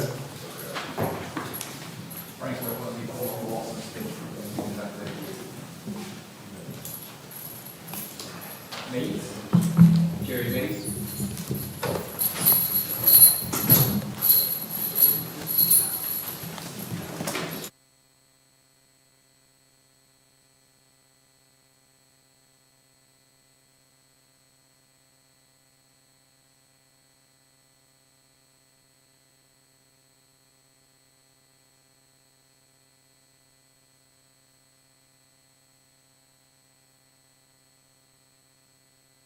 Proceed. Your Honor, today we have Mr. Jerry Mays, case number 24CF0512 and 24CF0555. Your Honor, we've reached a plea agreement where my client will admit the violation and will terminate and revoke his probation 90 days, Okaloosa County Jail with credit for time served, cost of prosecution, and cost of defense. I have signed forms and score sheet approach. Granted. Raise your right hand, please. Do you swear or affirm to testify truthfully in this matter under penalties of perjury? Yes, sir. All right, you can put your hand down. You heard what Mr. Cochran said and you signed the written plea form. Yes, sir. You understand that you're admitting the violation, Yes, sir. waiving your right to a hearing where the state would have to prove it. Yes, sir. And in this case, you'll be adjudicated guilty if you weren't previously. You'll be sentenced to 90 days county jail, credit for time served, $100 cost of prosecution times 2, $100 state-provided legal assistance times 2, and $50 state-provided legal assistance examination fee, plus your outstanding fees and costs. How much time do you think you'll need to get all that stuff paid when you get out? 2 years be enough time? How much is it total? I don't know what your outstanding fees and costs are in your case otherwise, just what we've announced here, $450. Okay, 24 months to pay. As long as you got a payment in that 24 months, you'll be okay. All right. Mr. Cochran answered all your questions about the plea and how it affects you. Has he answered all your questions? Yes, sir. You satisfied with what he's done for you? Yes, sir. Court will find the plea to be freely and voluntarily entered into, will accept the plea.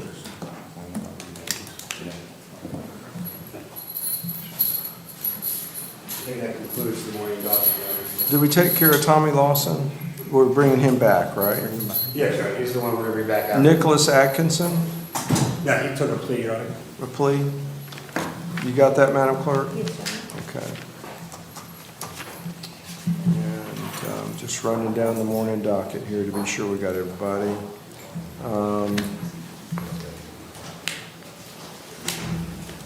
Sean Muldoon.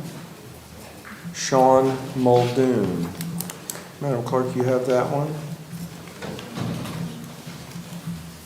I do not. Yeah, it doesn't mean anything, does it?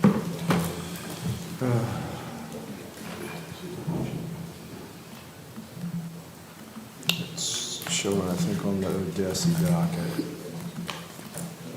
I have it on the docket, but I do not have a minute sheet. Yeah, it's showing for, I don't think it's going to pass.